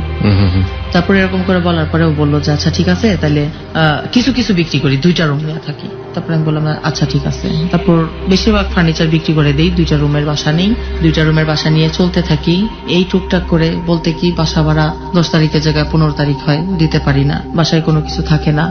তো এইরকম করতে করতে ওর সাথে ঝগড়া বিবাদ হয়, বাসা ভাড়া দিতে পারে না। তো আমি যদি বাইরে না বের হই তাহলে তো আমার বাসার সংসারটা চলতেছে না। ও বলতেছে তাহলে তুমি বাইরে গিয়ে কোথায় থাকো, তুমি তো পার্লারেও থাকো না।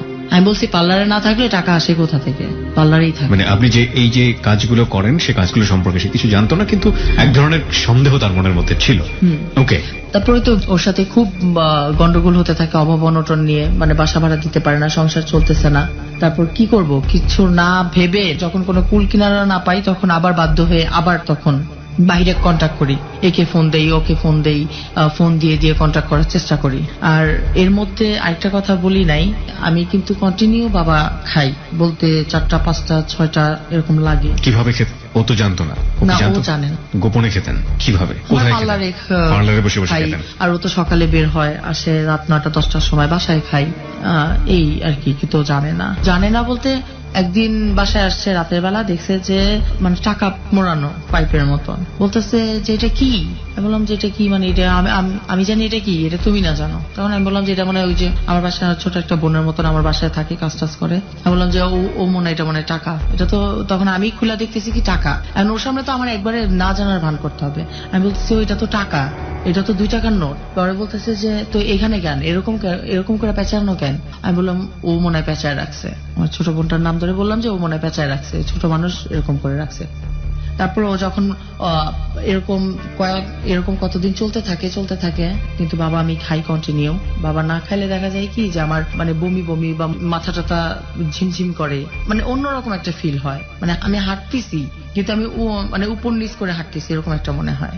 তারপর এরকম করেই মানে আমার ফ্যামিলি মানে আমার মানে সাংসারিক ভাবে চলতে থাকি। এই যখন আটকায় যাই তখন কাউকে ফোন দেই, কারোর সাথে গিয়ে 2-1 ঘন্টা টাইম পাস করে আসি, বা তার বিনিময়ে সে কিছু দেয়। তো এভাবেই আর কি বাসা ভাড়া বা সংসার বা পার্লারে কিছু টুকটাক করে। মানে তখন চলতেছি। আপনি প্রস্টিটিউশন পেশায় জড়িয়ে গেছেন, এবং এটা আপনার হাজবেন্ড জানে না? না। বিকজ অফ ফ্যামিলি তো চালাইতে হবে যে কোনো ভাবেই হোক। হ্যাঁ, যেভাবেই হোক। ওকে। আর ও যতটুকু পারে ও চালাচ্ছে, আমিও চালাচ্ছি। আর বাসা ভাড়া তো শুধু না, মানে যাবতীয় অনেক খরচ দিয়ে তো চলে না, 20,000 টাকাতেও চলে না, প্রায় না হলো 50-60 হাজার টাকার মতন লাগে মাস শেষে। তো এত টাকা কোথায় পাবো? 50 থেকে 60,000 এত টাকা কেন লাগতো? এত টাকা বাসা ভাড়া, দোকান বাসা ভাড়া কত ছিল? বাসা ভাড়াই তো 16-17 হাজার টাকা ছিল। আমি আপনাদের অপরাধের যে জায়গাগুলো পাচ্ছি, মানে ক্লিয়ারলি সেগুলো অপরাধ। সেগুলো হচ্ছে যে জিনিসগুলো কাট ডাউন করেও কোন রকম পার্লার দিয়ে নিদারুণ সৎ থেকে জীবনযাপন করা যেতে পারতো, সেই জিনিসটা আপনারা করেননি। 1 2 নাম্বার যেটা, সেটা হচ্ছে যে হ্যাঁ হতে পারে যে আপনি একটা খুব ভালো লাক্সারিয়াস পরিবেশে বড় হয়েছেন, বা আপনার হাজবেন্ডেরও বোঝানোর যে জায়গাটা সেটা সে বুঝিয়েছে, তারপরেও আপনার জায়গা থেকে আপনি সেই জিনিসগুলো স্যাক্রিফাইস করেননি। সেটার পেছনে আপনার ব্যাকগ্রাউন্ড অনেকখানি দায়ী, বিকজ আপনি শৈশব থেকে অনেক বেশি পরিমাণে কষ্টের মধ্যে মানুষ হয়েছেন। কিন্তু এই যে এই কাজটি করে, এই অনৈতিক কাজটি করে একটু ভালো থাকা, এই অনৈতিক কাজ করে একটু লাক্সারিয়াস ভাবে চলা, এটা আমার মনে হয় না কেউই এটা মেনে নিতে পারবে। এটা আপনার জন্য অবশ্যই অনেক বড় একটা অপরাধ। হ্যাঁ, তারপর কি হলো? তারপরেই তো এরকম ফোন দেই, চলে যাই, আসি, মানে এভাবেই থাকি। যখন আমার হাজবেন্ড জিজ্ঞেস করে যে তুমি ফোন দিছি ধরো নাই, কোথায় ছিলা, তখন বলি যে পার্লারে তো হয়তোবা মানে ফেসিয়াল করতেছি বা কারো নেল পরিষ্কার করতেছি বা কারো চুল করতেছি, মানে এরকম করে কাটায় দেই কথা, তারপর আর কিছু বলে না। তো এভাবে তো আর মানে বেশি দিন চলতে থাকে না, কারণ একদিন ও দেখা গেছে যে মানে বাসা ভাড়া 5,000 দিল, বাকি 10,000 দিতে পারলো না। আমি 10,000 দিছি, আরো 2,000 টাকা শর্ট। তো এভাবেই আর কি ওর সাথে আমার মানে দিনকে দিন শুধু গ্যাঞ্জাম হয়, দিনকে দিন শুধু গ্যাঞ্জাম টাকা বাড়ে। পয়সা নিয়ে। শুধু গ্যাঞ্জাম হয় বলতে কি অনেক গ্যাঞ্জাম বাড়ে। তো এরকম গ্যাঞ্জাম বাড়তে বাড়তে একদিন এরকম বাসায় চাল ছিল না, তারপর আমি আর আমার বোন আটা ছিল, ওইটা আমি রুটি বানায় বানায়, কারণ আর রুটি এটাও আমাকে বেশি একটা শুট করে না, কারণ রুটি খেলে আমার গ্যাসের সমস্যা হয়। তো এরকম 2-3 দিন করে খাইছি, তারপর দেখি ওর কোনো পাত্তা নাই। একদিন গেলে বাসায় 10 দিন আসে না, ফোন দিলে ফোন ধরে না। ওর কি হইলো, বাসা তো যাই হোক চলতেছে, তো এখন তো আমি বাইরে যাই না, আমি তো পার্লার আর বাসা, আমি তো এখন তো বাসায় পড়ে থাকি। তাহলে ও মানে আমার সাথে এরকম বিহেভ করতেছে কেন, ফোন ধরে না কেন? তখন আমার ইয়াবা খাওয়ার মাত্রা আরো বেশি বাড়ে, আর আমার মাথা তখন আরো বেশি নষ্ট হয়। ও যখন ফোন না ধরে তখন আমি মনে হয় যে বাসার মধ্যে পুরোপুরি একটা মানে মেন্টালি ভাবে আমার তখন অন্যরকম একটা সিচুয়েশন তৈরি হয়। তখন আমি হাত কাটি, পা কাটি, মাথা তো অনেকবার ফাটাইছি।